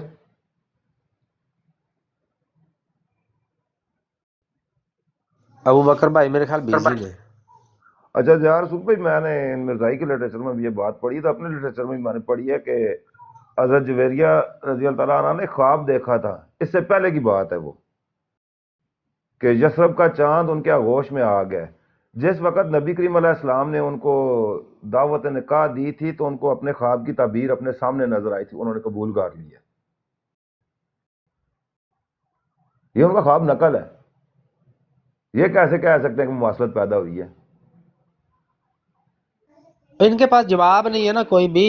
नहीं भाई, इनका जो असल में हम मिशन कहते है हैं ना, ये अल्लाह ताला ने उनके ख्वाब की ताबीर पैदा की है। हाँ जी, ये इनका मिशन जो मर्जियों का है कि भाई मिर्जे पे अगर कोई इतराज करना है तो पकड़ के नबी पाक सल्लल्लाहु अलैहि वसल्लम पे और दूसरे अंबिया पे इतराज कर दो, बस अन्नेवा। ये अपना ये मिशन पूरा करते हैं। मुहम्मदी बेगम की तो कोई भी मुमासलत नहीं बनती, वो ब्लैकमेल उसको अलग करता रहा है। फिर उसके जनाब बेटे को कहा जी कि तुम्हारी बीवी के ये रिश्तेदार है मुहम्मदी बेगम, तो इनको जो है वो मनाओ मुझसे रिश्ता करने के लिए। अगर इन्होंने तुम लोगों ने ना मनाया तो तुम अपनी जो है ना बीवी को तलाक दे देना। उसकी अपनी बहू को कहा कि भाई तुम मनाओ अपने रिश्तेदारों को, नहीं तो मैंने अपने बेटे को कहा कि तुझे तलाक दिलवा देनी है। अपनी बीवी जो पहली थी उसको कहा कि भाई मनवाओ इनको, नहीं तो मैं तुम्हें तलाक दे दूंगा। वो मशरूत थी इससे कि जिस दिन मुहम्मदी बेगम का निकाह होगा उस दिन से तलाक हो जाएगी। हाँ, और फिर दे दी इसने उसको भी दे दी है, बेटे से कहा कि बहू को दिलवा दी। तलाक इसने डायरेक्ट नहीं दी मुहम्मदी बेगम को, یہ مشروط ہی نکاح ہوا ہے، طلاق راجع ہاں ہو وہ گئی ظاہر ہے۔ ہے مشروط تھی، تو جیسے نکاح ہوا وہ ہو گئی. ہاں طلاق راجع ہو گئی ہے. ہاں جی. جب تک نکاح نہیں تھا یہ شرط قائم تھی، نکاح ہوتے ہی طلاق راجع ہو گئی ہے. اس میں سے کوئی اب 3 بھائی وہ طلاقیں دے مفتی کے گھر بیگم نہیں کسی بھیجا. کی بیٹی ہے تو وہ اس کا باپ اس کی مرضی، بھائی وہ کرے شادی نہ کرے، اس میں بہو کا کیا قصور ہے، بیوی کا کیا قصور ہے جس کو طلاق دے دی، بہو کا کیا قصور ہے جس کو طلاق دلوا دی، بیٹے کا کیا قصور ہے جس کو آگ کر دیا. یہ تو ایسا بلیک میلر تھا، اور اس کو پکڑ کے جناب اس کے دفاع کے لیے تم بکواسات کرتے ہو انبیاء کرام پہ. اور آج دعویٰ تک دیکھیں کبھی کسی بھائی، دعویٰ دیکھیں ساتھ دعویٰ کرتے ہیں کہ ہم نبی کریم کو ماننے والے ہیں، اور کرتوت یہ ہیں. ہاں جی، میں کہتا ہوں کہ آپ جو ہے نا کسی بھی معاشرے میں آپ کو اتنی بدترین مثال آپ کو نہیں ملے گی بلیک میلنگ کی، کہ کوئی سسر جو کوئی بندہ جو ہے وہ اپنے بہو کو کہے کہ بھئی میں فلاں لڑکی جو ہے اس پہ میرا دل آ گیا ہے، تمہاری رشتہ دار ہے، میرے اس سے شادی کرواؤ، اپنے رشتہ داروں سے کہہ کہ اگر نہیں کریں گے تو میں اپنے بیٹے سے کہہ کہ تجھے طلاق دلوا دوں گا. تیرا اپنی گھر بیوی کو برباد کہے کرا دوں گا. کہ جی فلانے کی لڑکی مجھے لے کر دو، اگر انہوں نے نہ دی تو میں تجھے طلاق دے دوں گا. یار کسی معاشرے میں آپ کو ایسی بغیرتی دیکھنے کو ملے گی؟ کہیں بھی نہیں ملے گی. نہیں، یہ کسی معاشرے میں نہیں ملتی، یہ مرزائیت میں ملتی ہے، ان کی سنت ہے، ایسا سنت یہ مرزائیہ. خبیث انسان تھا. السلام علیکم ورحمۃ اللہ وبرکاتہ. وعلیکم السلام. وعلیکم السلام. عامر بھائی نے کوئی چلا جواب آئے ہو؟ سلام دا جواب عامر بھائی نے دیتا ہی نہیں مینوں. عامر بھائی بیزی نے ایسی دے دیتا. نہیں وعلیکم تو السلام. باقی بندے نظر نہیں آنے تھے.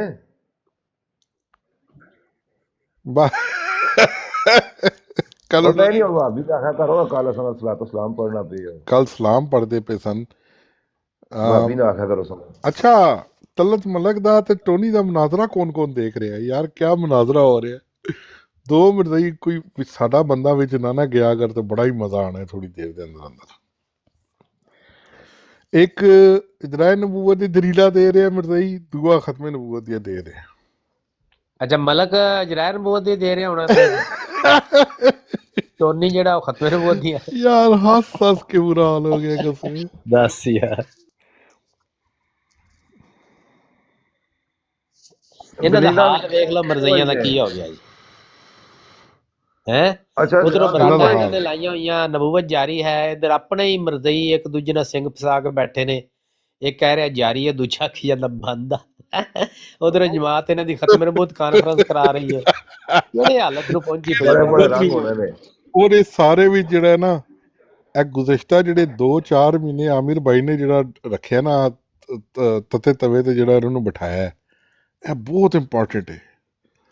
پچھلے 3-4 مہینے تو نا میں کنٹینیوسلی آبزرو کر رہا کہ عامر بھائی دا جڑا نا بڑا چینج ہو گیا سٹانس، اور بڑا زبردست انہوں نے جڑا نا آلو رکھیا دا ہے. کتے کنٹینیوٹی ہے، اور شکر الحمدللہ کہ اپنے بندے بھی ساڈے کنٹرول وچ نے.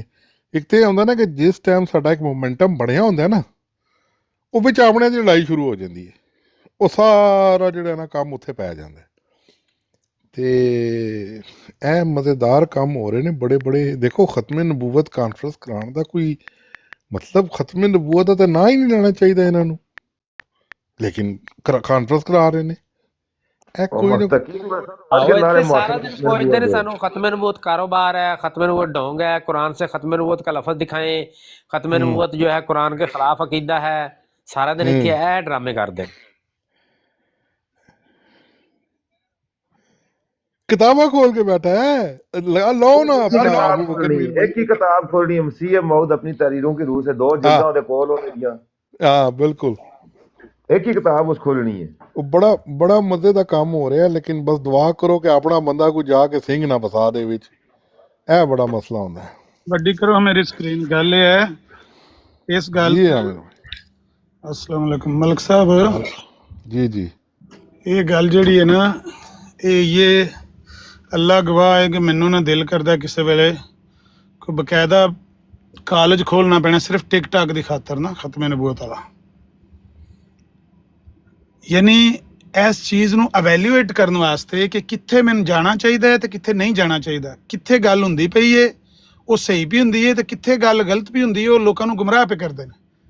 کتھے گل ਵਿੱਚ ਸਾਨੂੰ ਜਾ ਕੇ ਕੜਛ ਪਵਾਉਣਾ ਚਾਹੀਦਾ ਹੈ ਤੇ ਕਿੱਥੇ ਨਹੀਂ ਪਵਾਉਣਾ ਚਾਹੀਦਾ। ਇਹ ਬਹੁਤ ਇੰਪੋਰਟੈਂਟ ਹੈ। ਕੱਲ ਤੁਸੀਂ ਵੀ ਇੱਕ ਜਗ੍ਹਾ ਦੇ ਉੱਤੇ ਜਾ ਕੇ ਤੇ ਥੱਲੇ ਮੈਸੇਜ ਲਿਖਿਆ ਸੀ, ਜਿਸ ਵੇਲੇ ਉਹ ਨਜ਼ੀਰੇ ਦੇ ਖੱਤੇ ਪਏ ਸਨ ਤੇ ਤੁਸੀਂ ਆਖਿਆ ਸੀ ਇਹਨੂੰ ਵੀ ਠੋਕੋ, ਪਤਾ ਜੇ। ਫਿਰ ਤੁਹਾਨੂੰ ਨੇ ਮਿਊਟ ਕੀਤਾ ਸੀ, ਉਹਨੇ ਆਖਿਆ ਸੀ ਨਹੀਂ ਮੈਂ ਇਹਨੂੰ ਹੀ ਗਾਲਾਂ ਕੱਢਣੀਆਂ ਨੇ, ਤੁਹਾਨੂੰ ਇਸ ਵੇ ਨਹੀਂ ਕੱਢਣੀਆਂ, ਵਰਨਾ ਤੁਹਾਡਾ ਦਿਲ ਸੀ ਉਹਨੂੰ ਛੱਡ ਕੇ ਸਾਨੂੰ ਗਾਲਾਂ ਕੱਢਣ। ਨਹੀਂ ਆਮਿਰ ਭਾਈ, ਕੱਲ ਤੇ ਮੈਂ ਪੂਰਾ ਦਿਨ ਗਾਇਬ ਹੀ ਰਿਹਾ। ਨਹੀਂ, ਜਿਸ ਵੇਲੇ ਨਜ਼ੀਰੇ ਨੂੰ ਗਾਲਾਂ ਕੱਢਣ ਲੱਗਿਆ ਸੀ ਨਾ 1122 ਤੇ ਉੱਤੇ ਆ ਗਈ ਸੀ ਆਦੀਆ ਮੇਰੇ ਖਿਆਲ 'ਚ। ਨਹੀਂ ਨਹੀਂ ਨਹੀਂ, ਮੈਨੂੰ ਨਹੀਂ ਪਤਾ, ਮੈਂ ਨਹੀਂ ਸੀ, ਮੈਂ ਅੱਜ ਵੀ ਕੱਲ ਆਇਆ ਰਾਜਾ ਹੀ ਨਹੀਂ ਸੀ ਅੱਜ ਪੂਰਾ ਫਿਰ ਦਿਨ। ਰਾਜਾ ਸਾਹਿਬ ਨੇ ਉਹ ਵੀ ਇਹਨਾਂ ਦੀ ਬਰਾੜ ਦੇ ਉੱਤੇ ਚਲੇ ਗਏ ਸੀ ਜਦੋਂ ਜ਼ਰੂਰਤ ਨਹੀਂ ਸੀ। ਤੇ ਫਿਰ ਚਲੋ ਕੋਈ ਨਹੀਂ, ਇੱਕ ਵਾਰੀ ਬੰਦਾ ਚਲਾ ਵੀ ਜਾਂਦਾ ਤੇ ਅੱਗੇ ਮਾਹੌਲ ਠੀਕ ਨਹੀਂ ਹੁੰਦਾ, ਫਿਰ ਠੀਕ ਹੋ ਗਿਆ। ਉਹ ਆਪਸ 'ਚ ਗੱਲ ਸ਼ੁਰੂ ਹੋ ਗਏ ਨੇ, ਇੱਕ ਦੂਜੇ ਦਾ ਉਹਨਾਂ ਗਿਰੇਬਾਨ ਫੜ ਲਿਆ। ਫਿਰ ਤੁਸੀਂ ਤਾਂ ਸਕਿੰਟ ਨਾ ਲਾਓ, ਤੂੰ ਤਿਲ ਕੇ ਪਿਛਾਂ ਹੋ। ਬਿਲਕੁਲ, ਮੈਂ ਕਿਸੇ ਦੀ ਬਰਾੜ ਤੇ ਨਹੀਂ ਜਾਣਾ। ਸ਼ਾਇਦ ਕਦੇ ਕਦੇ ਹੁਸੈਨੀ ਸਾਹਿਬ ਦੀ ਬਰਾੜ ਤੇ ਰਾਤ ਦੇ ਟਾਈਮ ਤੇ ਕਦੇ ਚਲਾ ਗਿਆ ਤਾਂ ਚਲਾ ਗਿਆ। ਬਾਰਕਾ ਫਿਰ ਚੀਜ਼ਾਂ ਨੂੰ ਇਵੈਲੂਏਟ ਕਰਨਾ ਚਾਹੀਦਾ ਸਭ ਨੂੰ, ਤੇ ਜੇ ਉਹ ਆਪਸ ਵਿੱਚ ਕੋਈ ਗੱਲ ਪੇ ਕਰਦੇ ਨੇ, ਉਹਨਾਂ ਦਾ ਇਖਤਲਾਫ ਆਪਸ ਵਿੱਚ ਚੱਲਦਾ ਹੈ, ਉਹਨਾਂ ਦੇ ਅੰਦਰ ਵੀ ਤੇ ਇੰਨੇ ਮਸਾਇਲ ਨੇ ਜਿਹਨਾਂ ਦਾ ਕੋਈ ਹਿਸਾਬ ਹੀ ਨਹੀਂ ਹੈ। ਉੱਥੇ ਸਾਨੂੰ ਕੜਛ ਪਵਾਉਣ ਦੀ ਜਾ ਕੇ ਜ਼ਰੂਰਤ ਹੈ? ਕੋਈ ਜ਼ਰੂਰਤ ਨਹੀਂ। ਬਲਕਿ ਆਪਣੀ ਆਈਡੀ ਵੀ ਨਹੀਂ ਉੱਥੇ ਨਜ਼ਰ ਆਉਣੀ ਚਾਹੀਦੀ, ਬਾਹਰੋਂ ਸੁਣੋ ਜਾਂ ਕਿਸੇ ਦੂਸਰੀ ਆਈਡੀ ਨਾਲ ਸੁਣੋ।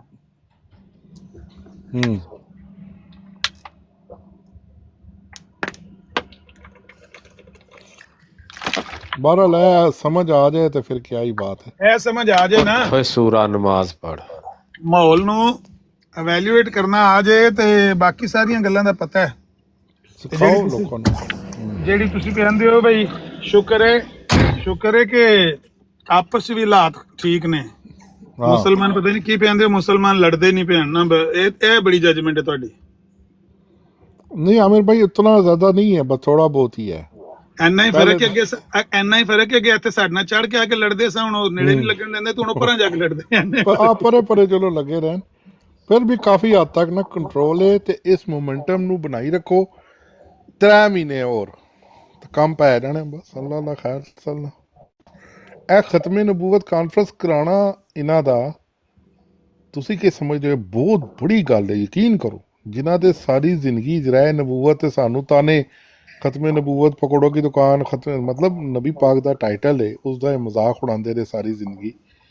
ਖਤਮੇ ਨਬੂਵਤ ਪਹਿਲਵਾਨ, ਖਤਮੇ ਨਬੂਵਤ ਮਿਠਾਈ ਸੈਂਟਰ, ਹੁਣ ਆਪ ਖਤਮੇ ਨਬੂਵਤ ਦੀ ਕਾਨਫਰੰਸ ਕਰਾ ਰਹੇ ਨੇ। ਇਸ ਦੀ ਪਿੱਛੇ ਵਜ੍ਹਾ ਹੈ ਇਹ ਜਿਹੜਾ ਸੋਸ਼ਲ ਮੀਡੀਆ ਦੇ ਉੱਤੇ ਕੰਮ ਪਿਆ ਹੈ ਨਾ। ਇਹ ਤੁਹਾਡਾ ਕੀ ਖਿਆਲ ਹੈ ਕਿ ਮਸਰੂਰੇ ਨੂੰ ਰਿਪੋਰਟਾਂ ਨਹੀਂ ਜਾ ਰਹੀਆਂ? ਸਭ ਰਿਪੋਰਟਾਂ ਜਾ ਰਹੀਆਂ, ਸਭ ਨੂੰ ਪਤਾ ਕੀ ਹੋ ਰਿਹਾ ਕੀ ਨਹੀਂ ਹੋ ਰਿਹਾ।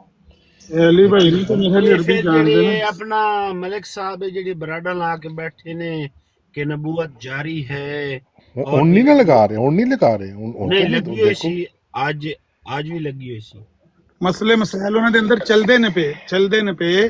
ਕੋਈ ਜਿਹੜੇ ਨੇ ਉਹ ਨਬੂਵਤ ਨੂੰ ਜਾਰੀ ਕਰਨਾ ਚਾਹੁੰਦੇ ਨੇ, ਕੋਈ ਬੰਦ ਕਰਾਉਣਾ ਚਾਹੁੰਦੇ ਨੇ, ਉਹਨਾਂ ਦੇ ਮਸਲੇ ਮਸਾਇਲ ਚੱਲਦੇ ਨੇ ਪਏ।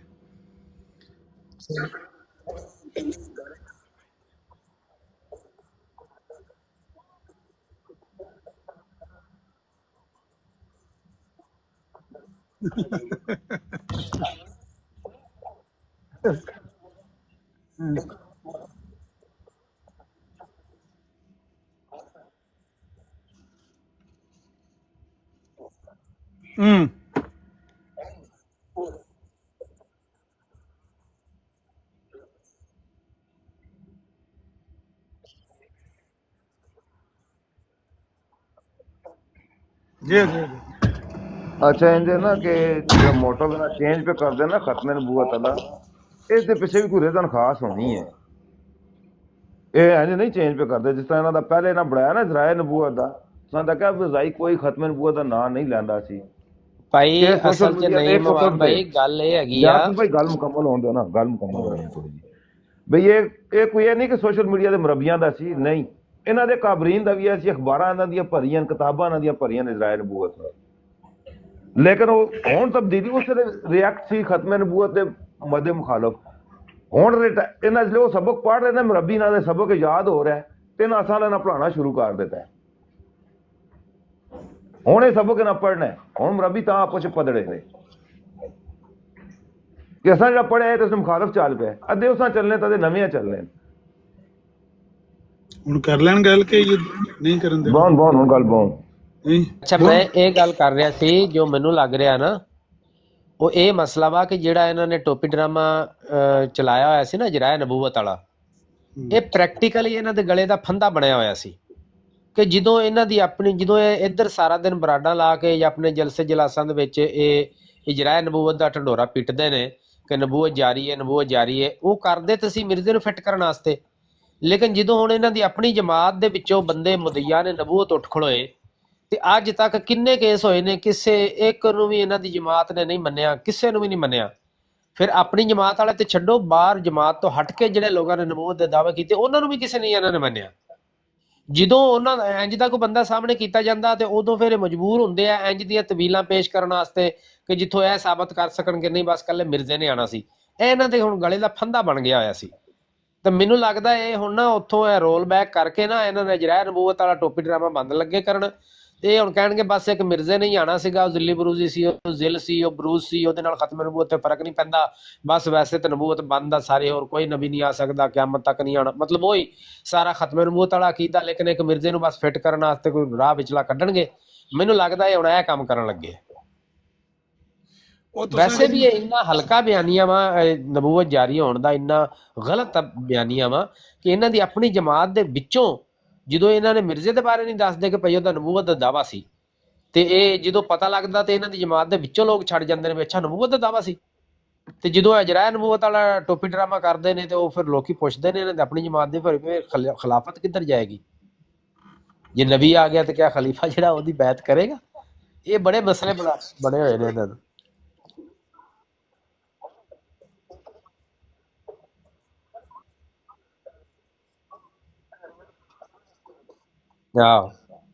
ਉਹਨੂੰ ਨਹੀਂ ਮੰਨ ਰਿਹਾ ਨਹੀਂ ਉਹ ਜਿਹੜੀਆਂ ਜਰਾਏ ਨਬੂਵਤ ਵਾਲੀਆਂ ਬਰਾਡਾਂ ਨੇ ਉਹ ਪੋਸਟਰਾਂ ਸਮੇਤ ਰਿਕਾਰਡ ਕਰਕੇ ਅਪਲੋਡ ਕੀਤੀਆਂ ਜੇ YouTube ਤੇ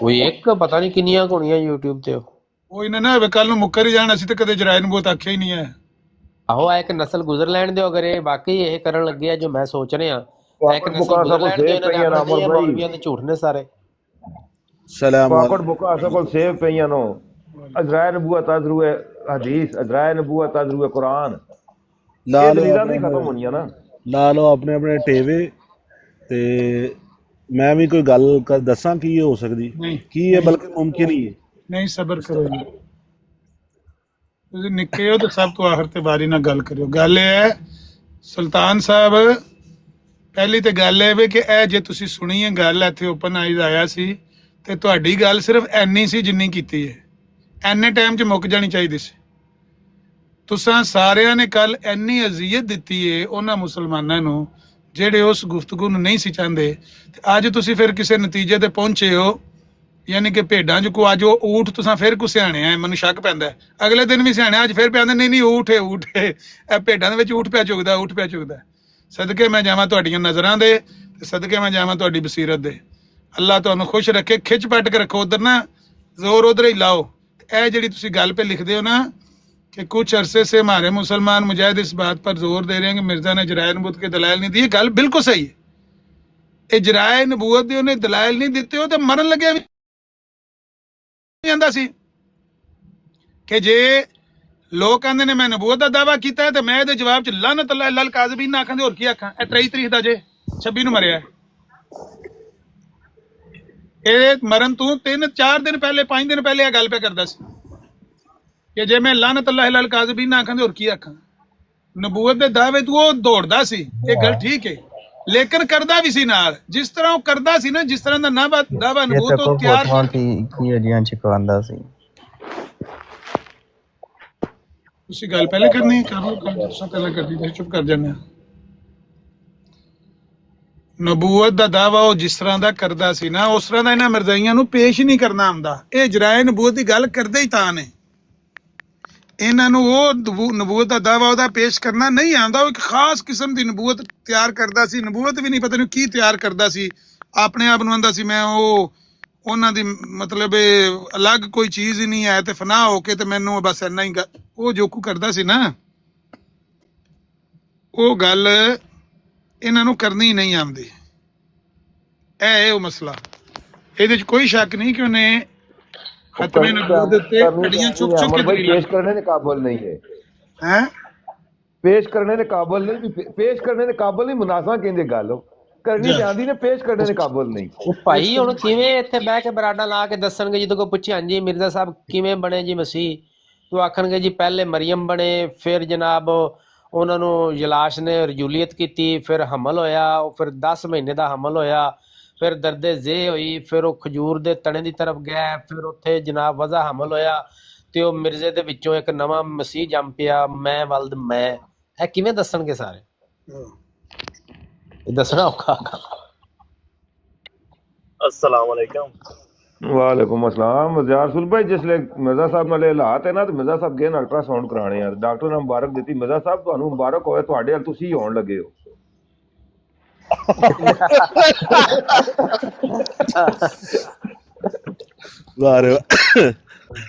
मतलब कैसे साहब तुसी जेह्ड़े मुनाजरे दी खबर लेके आए हो, ओदा नतीजा पता की निकलना जे?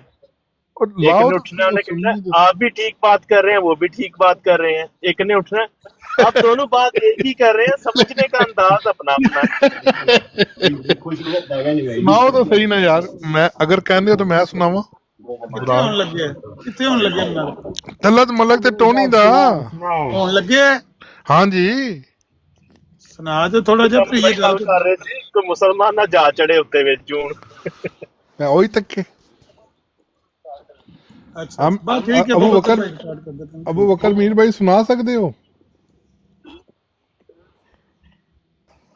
ਆਮਰ ਭਾਈ ਅੱਛਾ ਮੈਨੂੰ ਤੁਸੀਂ ਇਹ ਸਾਰੇ ਦੱਸੋ ਵੀ ਮੈਂ ਇਹ ਵਕਤ ਕਰਕੇ ਪੋਸਟਰ ਇਸ ਗੱਲੇ ਤਿਆਰ ਕੀਤਾ ਹੈ ਵੀ ਤੁਹਾਡੇ ਚ ਕੋਈ ਬੰਦਾ ਨਾ ਪੜ੍ਹੇ ਨਾ ਬੋਲੇ ਨਾ ਜ਼ਾਹਰੇ ਖਿਆਲ ਕਰੇ, ਇਸ ਗੱਲੇ ਤਿਆਰ ਕੀਤਾ ਹੈ? मसलक ये तेरे जैसा आदमी कुत्ते की तरह भौंकता है और ਇੰਜ ਪੜੀਦਾ ਹੈ, ਇੰਜ ਪੜੀਦਾ ਮਲਕ ਇਮਰਾਨ, ਇੰਜ ਪੜੀਦਾ ਹੈ।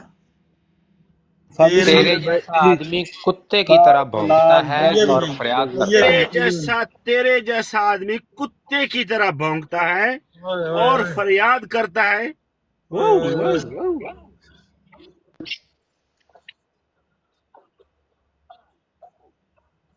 ਉਹ ਨਹੀਂ ਇਹ ਵੀ ਨਹੀਂ। अमर भाई ने हुणे फतवा ला देना, इन्होंने आखना वाऊ वाऊ आऊ आऊ नहीं।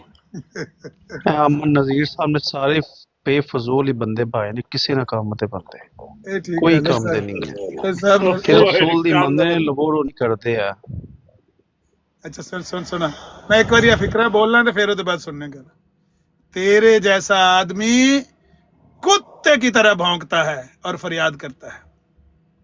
तेरे जैसा आदमी तेरे जैसा आदमी कुत्ते की तरह भौंकता है और फरियाद करता है।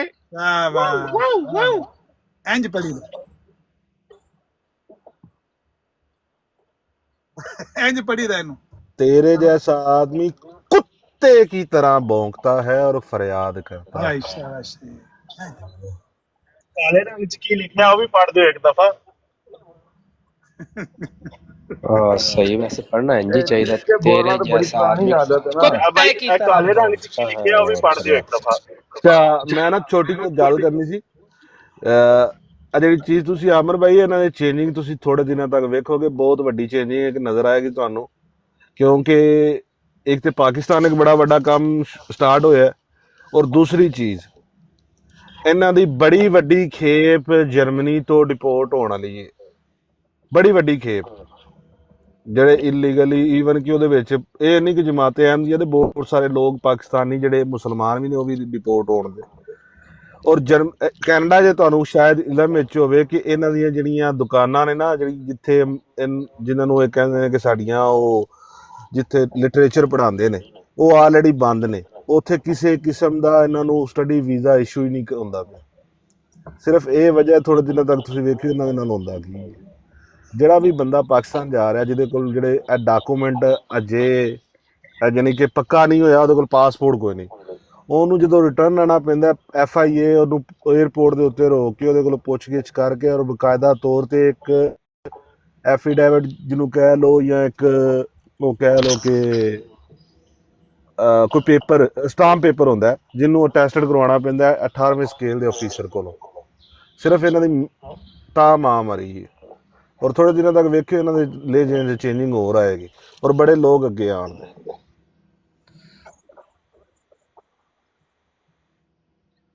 ਇਮਰਾਨ ਭਾਈ ਇਹ ਜਿਹੜੇ ਲਫ਼ਾਜ਼ ਨੇ ਨਾ ਅਰਬੀ ਦੇ ਲਿਖੇ ਅਲਫਾਜ਼ ਹੈ ਨੇ ਖੁਸ਼ਖਬਰੀ ਇਹ ਹੈ ਕਿ ਸਾਡਾ ਬੰਦਾ ਉੱਤੇ ਚੜ ਗਿਆ। ਕਿਹੜਾ? ਸੁਣ ਲੋ ਕਿਹੜਾ ਚੜਿਆ। ਖੋਲੋ ਬਾਤ वो इस्तिआरा है, तो रसूलुल्लाह सल्लल्लाहु अलैहि वसल्लम का फरमाना भी इस्तिआरा है, नबी ना कहना भी इस्तिआरा है, मसीहा भी इस्तिआरा है, ये सब कुछ इस्तिआरा है। तो हकीकत क्या रह जाती है? आप अब म्यूट कर लें, मैं आपको बताता हूँ। म्यूट कर, तुसी ਇਹਨਾਂ ਨੂੰ म्यूट कर सको। और अहमदियत के बाद जो मुखालफिन अहमदियत है वो सब धोखा है। ਤੁਸੀਂ ਇਹਨਾਂ ਨੂੰ ਮਿਊਟ ਕਰ ਸਕੋ ਨਾ, ਇਹਨਾਂ ਨੂੰ ਸਮਝਦਾਰ ਇਹਨੇ ਜਾ ਕੇ ਸਾਰਾ ਗੇਮ ਆਪਣੇ ਪਾਸੇ ਉਲਾਰ ਲਈ, ਆਪਣੇ ਪਾਸੇ ਦੋਵੇਂ ਰਲ ਕੇ ਹੁਣ ਇੱਧਰ ਨੂੰ ਹੋ ਜਾਣਗੇ। ਹਾਂ ਬਸ ਇਹ ਫਰਕ ਹੈ। ਵਾਹ ਖਾਨ ਸਾਹਿਬ, ਇਹਨਾਂ ਦੋਵਾਂ ਦੇ ਕੋਈ ਵੀ ਕਿੱਤਾ ਆ ਮਿਰਜ਼ੇ ਦੀ ਸੀ। ਚਲੋ ਸ਼ੁਕਰ ਹੈ ਉਸਨੇ ਥੋੜੀ ਬਦਤਮੀਜ਼ੀ ਕੀਤੀ, ਅਗਲੇ ਨੇ ਲਾ ਹੀ ਦਿੱਤਾ। ਸ਼ੁਕਰ ਅਲਹਮਦੁਲਿਲਾ, ਇਹ ਸੋਹਣਾ ਕੰਮ ਕੀਤਾ ਸੀ।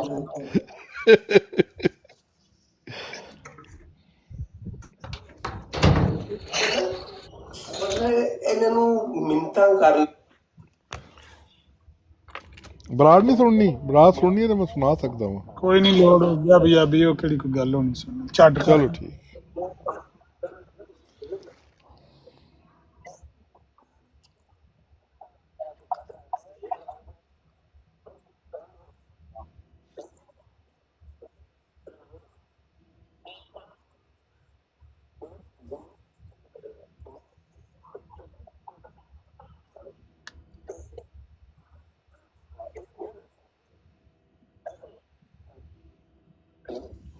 एक बारी मेरे पीछे लग के पढ़ो सारे।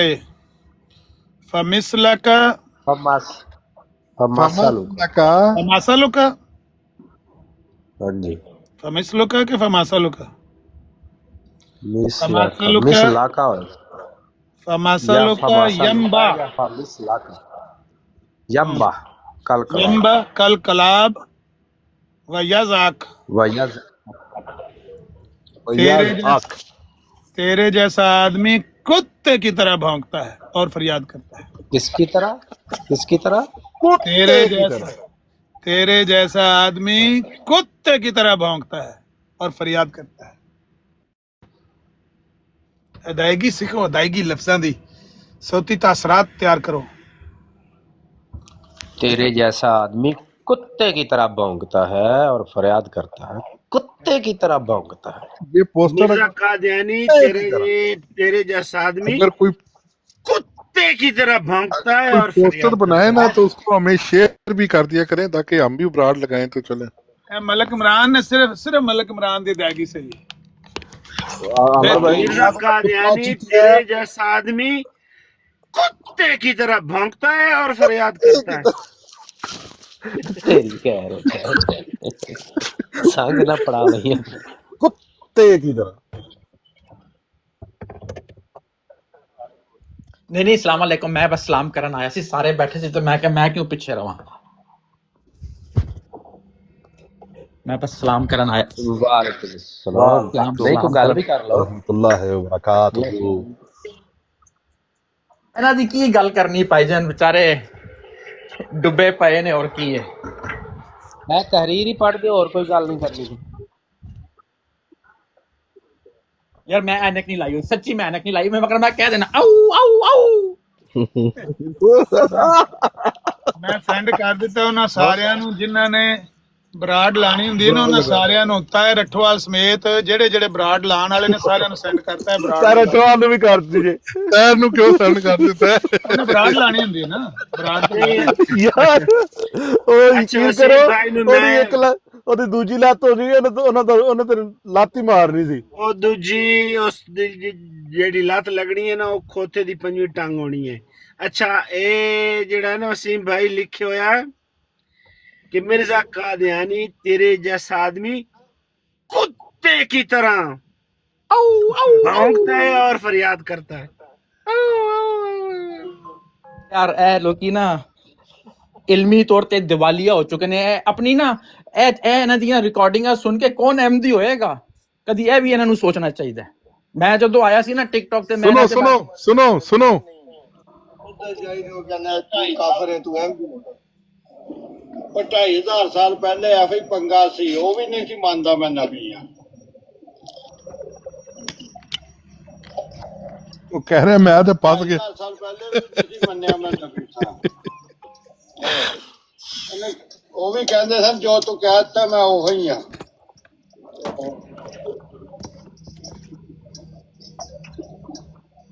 लो जी, ये अल्फाज मसीह मऊद ने आप जैसे ही कुत्तों के लिए कहे हैं। गंदी नस्ल के आवारा कुत्तों आगे ਕੁੱਤੋ ਅਰੇ ਉਹ ਕੁੱਤੇ ਆਮਰ ਭਾਈ ਇਹਦੀ ਮੈਂ ਨਾ ਕੱਲ ਇੱਕ ਬੜੀ ਤਸਵੀਰ ਗੌਰ ਦੇ ਨਾਲ ਵੇਖੀ ਜਿਹੜੀ ਇਹਦੀ ਜਿਹੜੀ ਸੱਜੀ ਅੱਖ ਹੈ ਨਾ ਖੱਬੀ ਅੱਖ ਦੇ ਯਾਨੀ ਕਿ ਇਹਦਾ ਨਾ ਮੇਜਰਮੈਂਟ ਬੜਾ ਉਹ ਗੁਣੀਆਂ ਰੱਖੀ ਹੈ ਨਾ ਤੇ ਆ ਨਹੀਂ ਭਾਈ ਬਿਹਤਰ ਦੱਸ ਸਕਦੇ ਨੇ ਖੱਬੀ ਅੱਖ ਉੱਚੀ ਹੈ ਤੇ ਸੱਜੀ ਅੱਖ ਨੀਵੀਂ ਹੈ ਜਿਵੇਂ ਪੇਂਗਾ ਨਹੀਂ ਹੁੰਦਾ ਉਹ ਤੇ ਪਤਾ ਹੀ ਹੈ ਮੈਨੂੰ ਪਰ ਮੈਂ ਨਾ ਜਿਹੜਾ ਜ਼ਿਆਦਾ ਜ਼ਰੂਰੀ ਹੈ ਉਹ ਤੁਸੀਂ ਉਹ ਵੇਖ ਲਓ ਹਾਂ ਇਹ ਮਸੀਹ ਮਊਦ ਦੇ ਅਲਫਾਜ਼ ਪੜ੍ਹ ਕੇ ਤੇ ਸੁਣਾ ਦੇ ਉੱਤੇ ਆ ਕੇ ਸ਼ੇਰ ਖਾਨ ਜਾਨਾ ਤੇ ਤੇਰੇ ਵਾਸਤੇ ਥਾਂ ਬਣਾਨੇ ਆ ए फमिसलक यम्बा कल कलाब वजाक तेरे जैसा आदमी कुत्ते की तरह भौंकता है और फरियाद करता है सुन तुसी मलक इमरान को बोला मलक इमरान की लिखा है आमिर भाई लिखा है तेरे जैसा आदमी कुत्ते की तरह भौंकता है और फरियाद करता है इंज चीची बैठ के जया भाई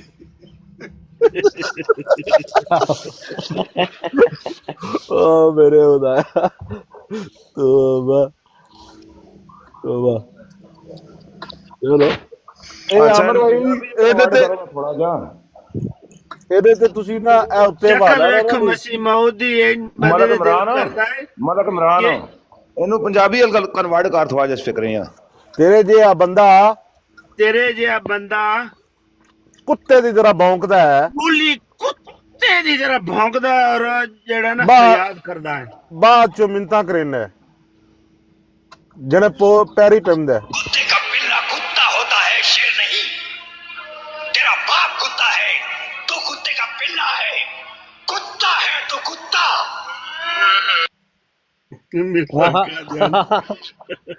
ऐसा ही माहौल बना है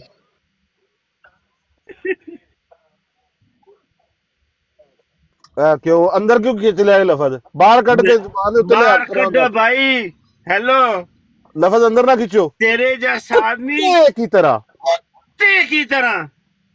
कुत्ते की तरह जोर दो कुत्ते की तरह नहीं आंदी तो मामा कार तो भी दूर है पैम्पर ला एडे ढीला नहीं मैं तेरे जैसा आदमी कुत्ते की तरह भौंकता है और फरियाद करता है बहुत बेहतरीन अदायगी बहुत अच्छी है माशाल्लाह 4 महीने हो गए ने 4 महीने हो गए ने मुरब्बियां ਨੂੰ ਕੈਨੇਡਾ ਦੇ ਅੰਦਰ ਤਨਖਾਹ ਨਹੀਂ ਮਿਲੀ ਆ ਗਈ ਜੇ ਗੱਲ ਤਜਵੀਦ ਦਾ ਕੋਰਸ ਚੱਲ ਰਿਹਾ ਤਾਂ ਮੁਰੱਬੀਆਂ ਤਨਖਾਹ ਨਹੀਂ ਮਿਲੀ ਹਾਲਾਤ ਦਗਰ ਦੂੰ ਜਾ ਰਹੇ ਨੇ ਉਧਰ ਮਲਕ ਸਾਹਿਬ ਦੇ ਵੀ ਹਾਲਾਤ ਦਗਰਗੂ ਹੋ ਗਏ ਨੇ ਉਹ ਕਹਿੰਦੇ ਨੇ ਮੈਂ ਤੁਹਾਡੇ ਕੋਲ ਆਣਾ ਤੇ ਤੁਸੀਂ ਕਹਿੰਦੇ ਹੋ ਤੂੰ ਕਾਫਰ ਹੈ ਮੈਂ ਘਰ ਜਾਣਾ ਤੇ ਘਰ ਵਾਲੇ ਕਹਿੰਦੇ ਨੇ ਤੂੰ ਕਾਫਰ ਹੈ ਮੈਨੂੰ ਕਿਤੇ ਫਸਾ ਦਿੱਤਾ ਤੇ ਲਾਨਤ ਪਾ ਕਾਦੀਆਂ ਨੇ ਤੇ ਇਸਲਾਮ ਕੈਨੇਡਾ ਦੇ ਅੰਦਰ ਔਰ ਇੰਗਲੈਂਡ ਦੇ ਅੰਦਰ ਗਵਰਨਮੈਂਟ ਨੇ ਇਹਨਾਂ ਨੂੰ ਨਏ ਸਟੂਡੈਂਟ ਲੈਣ ਤੋਂ ਮਨਾ ਕੀਤਾ ਹੈ ਜਾਮੀਆ ਦੇ ਅੰਦਰ ਔਰ ਇਹ ਗੱਲ ਮਿਰਜ਼ਾ ਮਸਰੂਰ ਨੇ ਐਮਟੀਏ ਤੇ ਜਾਮੀਆ ਦੇ ਸਟੂਡੈਂਟ ਦੇ ਨਾਲ ਕੀਤੀ ਹੋਈ ਹੈ ਕਿ ਹੁਣ ਸਿਰਫ ਇੱਕ ਹੀ ਜਗ੍ਹਾ ਮੈਂ ਤੁਹਾਨੂੰ ਤੁਹਾਡੇ ਲੋਕਾਂ ਨੂੰ ਭੇਜ ਸਕਣਾ ਉਹ ਹੈਗਾ ਗਾਨਾ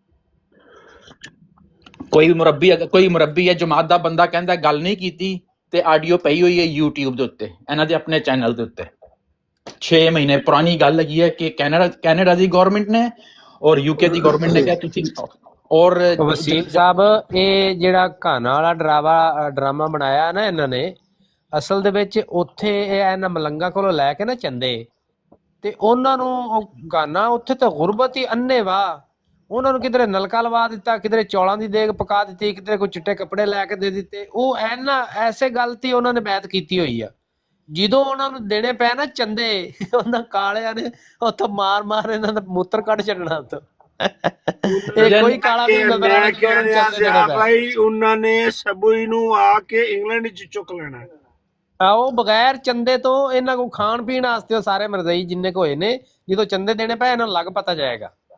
ਉਹ ਮੈਂ ਇਹਨਾਂ ਦੀਆਂ ਕਿਤਾਬਾਂ ਪਹਿਲੇ ਨਹੀਂ ਪੜ੍ਹੀਆਂ ਸੀ, ਐਵੇਂ ਨੇ ਡਿੱਗੀਆਂ ਮਗਰ ਤੁਹਾਡੀ ਲੋਕਾਂ ਦੀਆਂ ਗੱਲਾਂ ਸੁਣ ਕੇ ਜਦੋਂ ਮੈਂ ਲੋਕਾਂ ਕੋਲੋਂ ਜਵਾਬ ਪੁੱਛਣਾ ਵਾ ਨਾ, ਜਵਾਬ ਨਹੀਂ ਦਿੰਦੇ, ਚੁੱਪ ਕਰ ਜਾਂਦੇ ਨੇ, ਕਹਿੰਦੇ ਬਸ ਅਤਾਤ ਕਰੋ ਅਤਾਤ ਕਰੋ।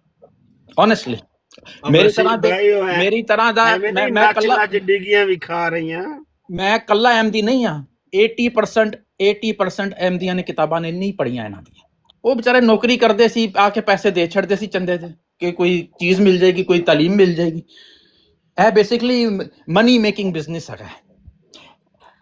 ਤੁਸੀਂ ਇਹਨਾਂ ਦੇ ਪ੍ਰੋਗਰਾਮ ਦੇਖ ਲਓ ਜੋ ਅੱਜ ਲੰਡਨ ਦੇ ਅੰਦਰ ਹੁੰਦੇ ਨੇ, ਕੋਈ ਤਬਲੀਗੀ ਪ੍ਰੋਗਰਾਮ ਨਹੀਂ ਹੈ। ਕਦੀ ਗੋਰੇ ਨੂੰ ਬੁਲਾਇਆ ਜਾ ਰਿਹਾ ਹੈ ਕਿ ਜੀ ਅਸੀਂ ਮਤਲਬ ਹਿਊਮੈਨਿਟੀ ਫਸਟ ਚਲਾ ਰਹੇ ਹਾਂ, ਕੋਈ ਨਾਰਮਲ ਬੰਦੇ ਨੂੰ ਤਾਂ ਦਾਵਤ ਹੀ ਨਹੀਂ ਦਿੰਦੇ ਇਸਲਾਮ ਦੀ ਹੈ। ਅਗਰ ਇਹ ਇਸਲਾਮ ਫੈਲਾਣਾ ਚਾਹੁੰਦੇ ਨੇ, ਇਹ ਕੋਈ ਇਸਲਾਮ ਦੀ ਦਾਵਤ ਨਹੀਂ ਦੇ ਰਹੇ ਕਿਸੇ ਨੂੰ।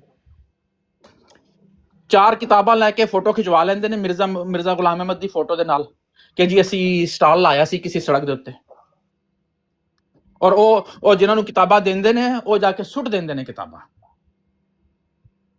ਗੋਰਿਆਂ ਨੂੰ ਦਿੰਦੇ ਨੇ। ਗੋਰੇ ਕੀ ਪੜਨਗੇ ਕਿਤਾਬਾਂ?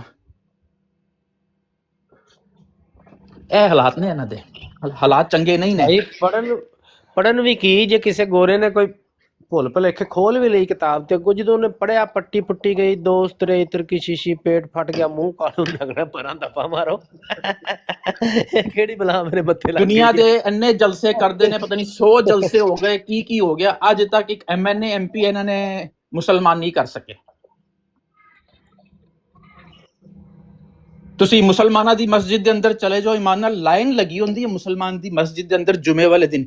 ਸੋਮਾਲੀ ਵੀ ਆ ਰਿਹਾ ਹੁੰਦਾ ਹੈ, ਬੰਗਾਲੀ ਵੀ ਆ ਰਿਹਾ। ਬੰਗਾਲੀ ਦਾ ਪਤਾ ਚੱਲ ਜਾਂਦਾ, ਉਹਦੀ ਥੋੜੀ ਤੋਂ ਲੰਬੀ ਦਾੜੀ ਹੁੰਦੀ ਹੈ। ਸੋਮਾਲੀ ਵੀ ਹੁੰਦਾ ਹੈ, ਗੋਰੇ ਵੀ ਹੁੰਦੇ ਨੇ, ਮੋਰੋਕਨ ਮਤਲਬ ਅਰਬੀ ਸਪੀਕਿੰਗ ਜਿਹੜੇ ਉਹ ਚਿੱਟੇ ਹੁੰਦੇ ਨੇ, ਉਹ ਵੀ ਆਏ ਹੁੰਦੇ ਨੇ। ਔਰਤਾਂ ਵਾਸਤੇ ਅਲੱਗ ਜਗ੍ਹਾ ਬਣੀਆਂ ਹੁੰਦੀਆਂ ਨੇ। ਸਭ ਜਾਣਦੇ ਨੇ, ਕੋਈ ਕਿਸੇ ਨੂੰ ID ਕਾਰਡ ਨਹੀਂ ਪੁੱਛਦਾ, ਕੋਈ ਕਿਸੇ ਨੂੰ नहीं पूछता आपका तारफ किया है। अगर ID कार्ड नहीं है तो अपना तारफ करा दें। भाई आने ना सादगी पे कौन ना मर जाए है खुदा। ਤੁਸੀਂ ਹੁਣ ਸਮੁੰਦਰ ਦਾ ਤੇ ਖੂਹ ਦਾ ਲਗੇ ਕੰਪੈਰੀਜ਼ਨ ਕਰਨਾ ਹੈ। ਆਨਰ ਭਾਈ ਸਾਡੇ ਕੋਲ ਇੱਥੇ ਫਰਾਂਸ ਦੇ ਵਿੱਚ ਹੈਲੋ, ਮੈਂ ਗੱਲ ਜਿਹੜੇ ਕਰਨ ਲੱਗਾ ਮੰਤ ਕਰ ਲੈਂਦਾ ਪਹਿਲਾਂ। ਅੱਛਾ ਠੀਕ ਤੇ ਉਤੋਂ ਵਾਰਦ ਹੋ ਗਈ, ਕੋਈ ਨਜ਼ੂਲ ਹੋ ਗਿਆ ਗੱਲ ਦਾ। ਮੈਂ ਕਹਿਣ ਲੱਗਾ ਕਿ ਤੁਸੀਂ ਕਿੱਡੇ ਭੋਲੇ ਹੋ। ਮੁਸਲਮਾਨਾਂ ਦਾ ਮਿਰਜ਼ਾਈਆਂ ਨਾਲ ਕੀ ਕੰਪੈਰੀਜ਼ਨ ਹੈ? ਮੁਸਲਮਾਨ ਅੱਲਾ ਦੇ ਨਬੀ ਦੀ ਉਮਤ ਸਮੁੰਦਰ ਹੈ। ਅੱਲਾ ਦੇ ਨਬੀ ਦੀ ਹਦੀਸ ਵੀ ਹੈ ਸੱਲੱਲਾਹੁ ਅਲੈਹਿ ਵਸੱਲਮ ਕਿ ਤੁਸੀਂ ਸਮੁੰਦਰ ਦੀ ਝੱਗ ਦੀ ਤਰ੍ਹਾਂ ਅਕਸਰੀਅਤ ਚ ਹੋਵੋ, ਇੱਕ ਵਕਤ ਆਵੇਗਾ।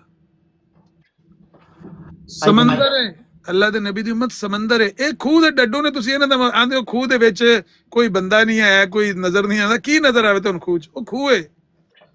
ਆਮਿਰ ਭਾਈ ਮੈਂ ਨਾ ਪਹਿਲੇ ਖਾਮੋਸ਼ੀ ਦੇ ਨਾਲ ਬੈਠਾ ਰਹਿੰਦਾ ਸੀ, ਠੀਕ ਹੈ, ਮਗਰ ਜਦੋਂ ਮੈਂ ਦੇਖਿਆ ਨਾ ਇਹ ਔਰਤਾਂ ਦੀ ਇੱਜ਼ਤ ਨਹੀਂ ਕਰਦੇ। ਮੇਰੇ ਅੰਮੀ ਅੱਬੂ ਨੇ ਓਨੈਸਟਲੀ ਸਾਨੂੰ ਦੱਸਿਆ ਕਿ ਔਰਤਾਂ ਦੇ ਨਾਲ ਕਦੀ ਬਦਤਮੀਜ਼ੀ ਨਹੀਂ ਕਰਨੀ, ਰਿਸਪੈਕਟ ਕਰਨੀ। ਇਹ ਤੇ ਪਤਾ ਨਹੀਂ ਕਿਹੜੀ ਮਖਲੂਕ ਨੇ ਔਰਤਾਂ ਦੇ ਪਿੱਛੇ ਪਏ ਹੁੰਦੇ ਨੇ। ਤੋਂ ਬਸ ਤੱਕ ਮੈਨੂੰ ਇਸ ਲਈ ਟੈਨਸ਼ਨ ਹੁੰਦੀ ਹੈ, ਵਰਨਾ ਮੈਂ ਚੁੱਪ ਕਰਕੇ ਸੁਣਦਾ ਰਹਿਣਾ ਵਾ। ਨਜਫ ਸਾਹਿਬ ਤੁਹਾਡੀ ਸਹੇਲੀਆਂ ਆ ਗਈ ਨੇ ਦੁਬਈ। ਤੁਸੀਂ ਪੁੱਠਿਆਂ ਕੰਮਾਂ ਦੇ ਲਾਓ ਬੰਦਿਆਂ ਨੂੰ। ਨਹੀਂ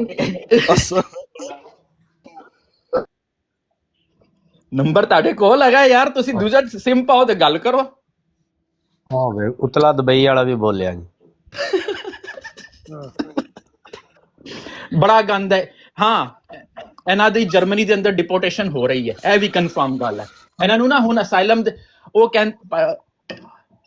ਪਹਿਲੇ ਸਿਰਫ ਜਮਾਤ ਅਹਿਮਦੀਆ ਸਾਹਮਣੇ ਆਂਦੀ ਸੀ ਕਿ ਸਾਡੇ ਜ਼ੁਲਮ ਹੋ ਰਿਹਾ ਹੈ, ਮਗਰ ਹੁਣ ਦੁਨੀਆ ਨੇ ਇੱਕ ਚੀਜ਼ ਦੇਖੀ ਹੈ, ਪੂਰੀ ਦੁਨੀਆ ਦੀ ਗੌਰਮੈਂਟਾਂ ਨੇ ਸਭ ਤੋਂ ਜ਼ਿਆਦਾ ਜ਼ੁਲਮ ਜੋ ਹੋਇਆ ਉਹ ਫਲਸਤੀਨੀਆਂ ਤੇ ਔਰ ਸੀਰੀਅਨਸ ਦੇ ਉੱਤੇ ਹੋਇਆ।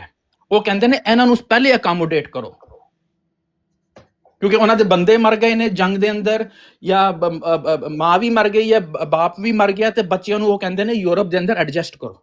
ਇਹ ਪਿੱਛੇ ਰਹਿ ਗਏ ਨੇ। ਇਹ ਜੋ ਚੀਜ਼ ਰੋਂਦੇ ਸੀ ਨਾ ਕਿ ਜੀ ਸਾਡੇ ਤੇ ਬੜਾ ਜ਼ੁਲਮ ਹੋ ਰਿਹਾ, ਕੋਈ ਜ਼ੁਲਮ ਨਹੀਂ ਹੋ ਰਿਹਾ ਪਾਕਿਸਤਾਨ ਦੇ ਅੰਦਰ ਇਹਨਾਂ ਦੇ ਉੱਤੇ, ਕੋਈ ਜ਼ੁਲਮ ਨਹੀਂ ਹੈ। ਅਗਰ ਇਹਨਾਂ ਤੇ ਹੋ ਰਿਹਾ ਤੇ ਕ੍ਰਿਸਚੀਅਨਿਟੀ ਤੇ ਵੀ ਹੋ ਰਿਹਾ, ਔਰ ਮੁਸਲਮਾਨ ਦੇ ਨਾਲ ਵੀ ਲੜ ਰਿਹਾ। ਇਹਨਾਂ ਨੂੰ ਆਪਣੇ ਜੋ ਹਕੂਕ ਮਿਲੇ ਹੋਏ ਨੇ ਉਹ ਹਕੂਕ ਇਹਨਾਂ ਨੂੰ ਐਕਸੈਪਟ ਕਰਨੇ ਚਾਹੀਦੇ ਨੇ ਪਾਕਿਸਤਾਨ ਦੇ ਅੰਦਰ। ਉਹ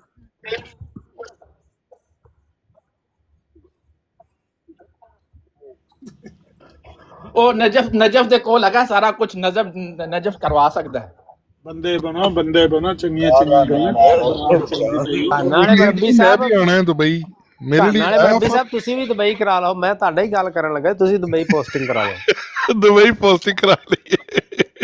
ਹਾਂ ਨਹੀਂ ਵੈਸੇ ਗਾਨਾ ਦੀ ਛਾਤੀਆਂ ਜਿਹੜਾ ਦੁੱਧ ਜਾਰੀ ਹੈ ਉਹ ਜ਼ਿਆਦਾ ਅੱਛਾ ਹੈ। ਇਹਨਾਂ ਦੀ ਬੜੀ ਕੋਸ਼ਿਸ਼ ਹੈਗੀ ਹੈ, ਇਹਨਾਂ ਦੀ ਬੜੀ ਕੋਸ਼ਿਸ਼ ਹੈਗੀ ਹੈ ਕਿ ਅਗਲਾ ਖਲੀਫਾ ਜਰਮਨੀ ਤੋਂ ਆਏ। ਇਹ ਵੀ ਮੈਂ ਤੁਹਾਨੂੰ ਅੱਜ ਦੱਸ ਦਿਆਂ, ਐਸੇ ਲਈ ਇਹ ਕੁੱਤੇ ਦੀ ਤਰ੍ਹਾਂ ਭੌਂਕਦੇ ਨੇ ਉੱਥੇ।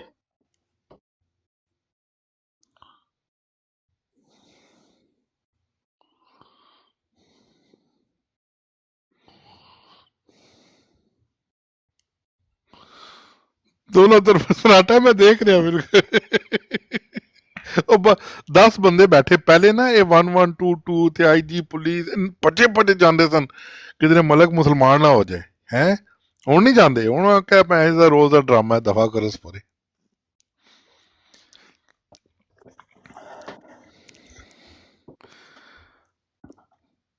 ਇਸੇ ਲਈ ਕਿਹਾ ਨਾ ਇਹ ਨਬੀ ਪਾਕ ਸੱਲੱਲਾਹੁ ਅਲੈहि ਵਸੱਲਮ। ਹਾਂ ਬਿਲਕੁਲ ਗੱਲ ਮਤਲਬ ਪਿਛਲੇ ਚਲੋ ਠੀਕ ਘਰ ਹੈ। ਦੇ ਤਾਂ ਇਹਨੂੰ ਕਾਫਰ ਕਹਿਣਾ ਹੀ ਕਹਿਣਾ ਵਾ ਵੀ ਉਹ ਤਾਂ ਮੁਸਲਮਾਨ ਇਸਲਾਮ ਜੀ ਛੱਡ ਕੇ ਵਰਤੇ ਹੀ, ਉਹਨਾਂ ਨੇ ਤਾਂ ਕਹਿਣਾ ਹੀ ਕਹਿਣਾ। ਤੇ ਜਿਨ੍ਹਾਂ ਨਾਲ ਰਲੇ ਉਹ ਵੀ ਕਾਫਰ ਕਹੀ ਜਾਂਦੇ। ਨਹੀਂ ਗੱਲ ਮਲਕ ਦੀ ਠੀਕ ਹੈ। ਮਲਕ ਕਹਿੰਦਾ ਮੈਂ ਬੁਲਬੁਲ ਦੀ ਤਰ੍ਹਾਂ ਲਾਲ ਵੀ ਕਰਾ ਦਿੱਤੀ, ਅੱਗੇ ਜਾ ਕੇ ਪਤਾ ਲੱਗਾ ਨਬੀ ਕੋਈ ਨਹੀਂ ਹੈ, ਦਾਵਾ ਹੀ ਕੋਈ ਨਹੀਂ। ਮੈਂ ਕਿਸ ਵਾਸਤੇ ਬੁਲਬੁਲ ਦੀ ਤਰ੍ਹਾਂ ਲਾਲ ਕਰਾ ਲਤੀ ਬਈ।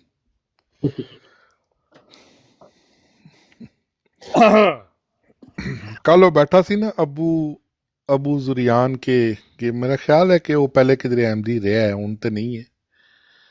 ਤੇ ਉਸਨੇ ਸੂਰੇ ਅਰਾਫ ਦੀ ਪੂਰੀ ਤਫਸੀਰ ਬਿਆਨ ਕੀਤੀ ਤੇ ਬੰਦੇ ਵੀ ਬੈਠੇ ਦੇ ਉੱਥੇ ਚੰਗੇ ਪੱਲੇ ਹੁਸੈਨੀ ਸਾਹਿਬ ਦੀ ਬਰਾਤ ਤੇ ਮੈਂ ਸੁਣ ਰਿਹਾ ਸੀ। ਉਸ ਤੋਂ ਬਾਅਦ ਉਹਨੇ ਸਾਬਤ ਕੀਤਾ ਕਿ ਯਾਰ ਇਹ ਸਾਇਦ ਚੋਂ ਇਜਰਾਏ ਨਬੂਵਤ ਹੋ ਹੀ ਨਹੀਂ ਸਕਦੀ। ਤੁਸੀਂ ਖਾਲੀ ਇੱਕ ਆਇਤ ਪੜ੍ਹ ਰਹੇ ਹੋ, ਤੁਸੀਂ ਪੂਰੀ ਸੂਰਤ ਪੜ੍ਹੋਗੇ ਕਿਸ ਬਾਰੇ 'ਚ ਗੱਲ ਹੋ ਰਹੀ ਹੈ, ਪੂਰਾ ਮਜ਼ਮੂਨ ਪੜ੍ਹੋ। ਅੱਛਾ ਆਖਰ ਤੇ ਉਹ ਬੰਦਾ ਮੰਨ ਗਿਆ, ਠੀਕ ਹੈ ਕਿ ਜੀ ਵਾਕਈ ਇਸ ਤੋਂ ਤੇ ਇਜਰਾਏ ਨਬੂਵਤ ਜਿਸ ਤਰ੍ਹਾਂ ਤੁਸੀਂ ਕਹਿ ਰਹੇ ਨਹੀਂ ਹੁੰਦੀ। ਅਸੀਂ ਫਿਰ ਵੀ ਮੰਨਦੇ, ਚਲੋ ਜੀ ਅਸੀਂ ਫਿਰ ਵੀ ਮੰਨਦੇ, ਜਵਾਬ ਇਹ ਦਿੱਤਾ ਅਸੀਂ ਫਿਰ ਵੀ ਮੰਨਦੇ। ਸੱਤ ਜਲੇ ਕਸਮੇ ਖੁਦਾ ਦੀ। ਲੇਕਿਨ ਬੜੀ ਕਸਮੇ ਅੱਜ ਕੱਲ੍ਹ ਖੁਸ਼ੀ ਹੋ ਰਹੀ ਹੈ, ਬੜਾ ਜ਼ਬਰਦਸਤ ਮੋਮੈਂਟਮ ਬਣਿਆ ਹੈ। ਅੱਲਾ ਇਸ ਨੂੰ ਕਾਇਮ ਰੱਖੇ ਤੇ ਕੰਮ ਜਿਹੜਾ ਨਾ ਹੁਣ ਚੁੱਕਿਆ ਗਿਆ।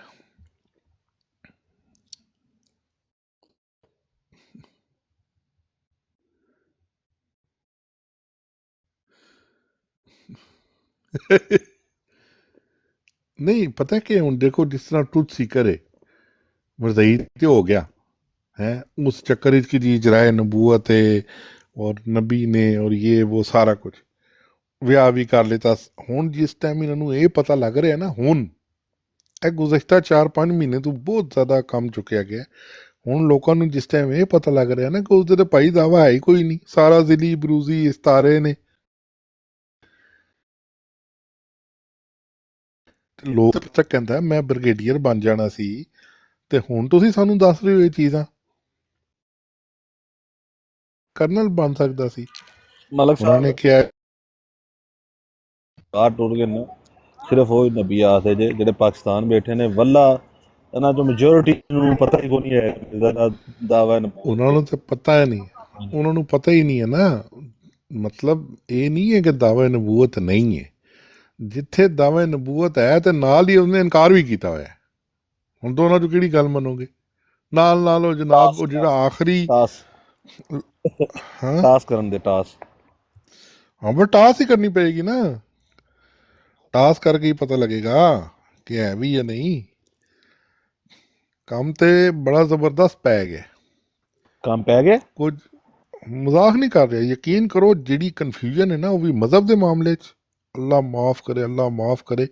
ਕੁਰਾਨ ਪਾਕ ਦੀ ਤਾਂ ਬਕਾਇਦਾ ਆਇਤ ਹੈ ਨਾ ਕਿ ਵਸਵਸਿਆਂ ਦੇ ਬਾਰੇ 'ਚ। ਇਹ ਵਸਵਸੇ ਕਿਹ ਨੇ? ਕੁਰਾਨ ਪਾਕ ਦੀ ਤਾਂ ਬਕਾਇਦਾ ਇਸ ਦੇ ਉੱਤੇ ਪੂਰੀ ਸੂਰਤ ਨਾਜ਼ਲ ਹੋਈ ਦੀ ਹੈ, ਸੂਰਤ ਨਾਸ। ਇਹ ਵਸਵਸੇ ਜਿਹੜੇ ਦਿਲ 'ਚ ਪੈਂਦੇ ਨੇ ਨਾ, ਹੁਣ ਬੰਦਾ ਨਮਾਜ਼ ਪੜ੍ਹਦਾ ਹੋਵੇ ਵਾਹ ਤੇ ਵਾਹ ਵਾਹ ਤੇ ਉਸ ਤੋਂ ਅੱਗੇ ਜਨਾਬ ਮੁਰੱਬੀ ਖਲਤਾ ਹੋਵੇ ਤੇ ਪਿੱਛੇ ਅਮਨ ਨਜ਼ੀਰ ਸਾਹਿਬ ਦੀ ਗੱਲਾਂ ਆਉਂਦੀਆਂ ਹੋਣ, ਵਹੂ ਵਹੂ ਕੁੱਤਾ ਇਹ ਉਹ। ਵਾਹ ਵਾਹ ਵਾਹ ਵਾਹ ਵਾਹ ਬੰਦੇ ਨੂੰ ਖਿਆਲ ਤੇ ਆਉਂਦੇ ਨੇ ਵੀ ਕਿਹੜੇ ਕੰਮ ਹੀ ਲੱਗਾ ਬੜਾ ਪਿਆ। ਸੋਹਣਾ ਇੰਨਾ ਖਿੱਚਿਆ ਜੀ ਯਾਰ, ਮਾਸ਼ਾਅੱਲਾ ਸਹੀ ਗੱਲ ਮਾਸ਼ਾਅੱਲਾ, ਕਹਿ ਬਹੁਤ ਰਿਹਾ। ਬਹੁਤ ਪਿਆਰਾ ਇੰਨਾ ਖਿੱਚਿਆ ਜੀ। ਹਾਂ, ਬੰਦਾ $200 ਜਦੋਂ ਦੇ ਰਿਹਾ ਹੋਵੇ ਤੇ ਪਤਾ ਲੱਗੇ ਯਾਰ ਇਹ ਤੇ ਜਾਇਦਾਦ ਬਣਾਉਣ ਲੱਗੇ ਨੇ, ਇਹ ਤੇ ਸਾਡਾ ਕੰਮ ਤੇ ਇਸ ਵਿੱਚ ਕੋਈ ਨਹੀਂ ਹੈ। ਉਹ ਹਵਾਲੇ ਯਾਦ ਆਉਂਦੇ ਹੋਣ ਜਿਹੜੇ ਅਸੀਂ ਦਿਹਾੜੀ ਪੜ੍ਹਦੇ ਹਾਂ, ਇਹ ਥੱਲੇ ਬਹਿ ਕੇ ਸੁਣਦੇ ਨੇ, ਕੋਈ ਕੰਧਾਂ ਤੇ ਬੈਠੇ ਨੇ, ਕੋਈ ਥੱਲੇ ਬੈਠੇ ਨੇ, ਕੋਈ ਨੇ ਕਿਸੇ ਨੇ ਆਈਡੀ ਪ੍ਰਾਈਵੇਟ ਕੀਤੀ ਹੈ, ਇਹ ਸੁਣਦੇ ਹੁੰਦੇ ਨੇ ਕਿ ਯਾਰ ਇਹ ਸਾਡੇ ਨਾਲ ਹੋਇਆ ਕੀ। ਔਰ ਖੁਦਾ ਦੀ ਕਸਮ ਇਹਨਾਂ ਨੂੰ ਪਤਾ ਵੀ ਹੁਣ ਨਹੀਂ ਲੱਗਾ ਜੇ, ਪਹਿਲੇ ਇਹਨਾਂ ਨੂੰ ਕੋਈ ਨਹੀਂ ਸੀ ਪਤਾ।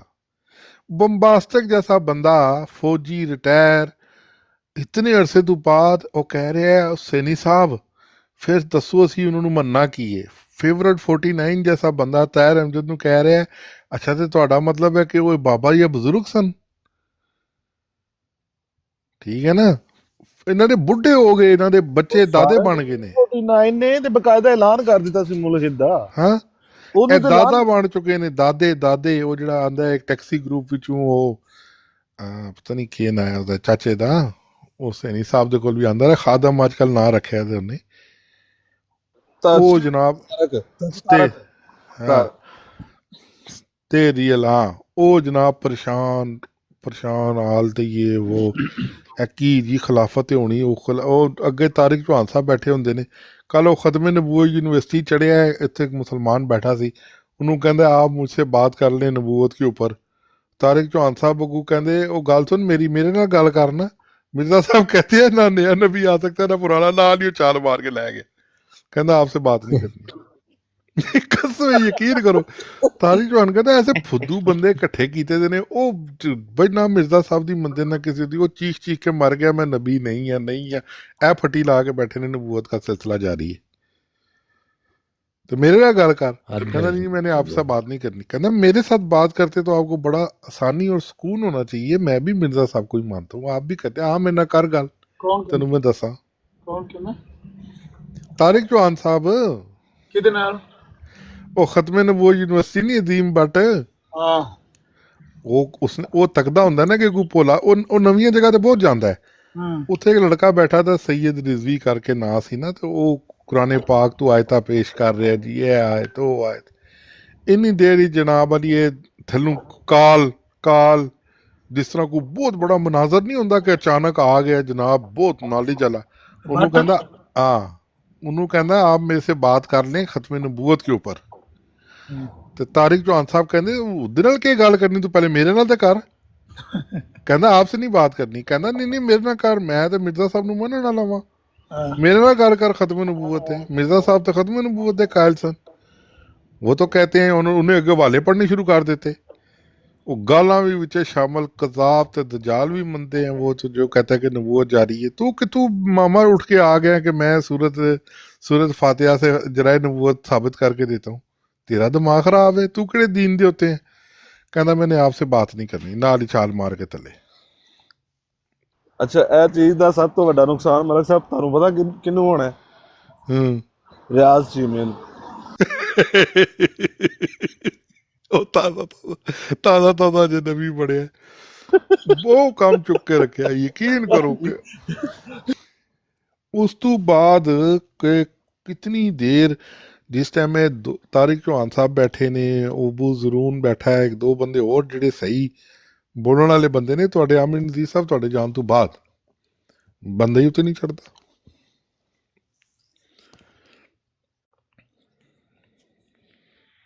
अस्सलामुअलैकुम वरहमतुल्लाहि वालेकुम अस्सलाम। साहिल खान भाई क्या हाल है? वालेकुम अस्सलाम साहिल भाई, की हाल चाल? अल्लाह का शुक्र, ठीक ठाक। मुझे ना नजफ की बात से बात याद आ रही है। आजकल एक नया मर्दई टिकटॉक पे आया हुआ है, तो वो कहता है वो पाकिस्तान में होता था, अभी वो मलेशिया में आया।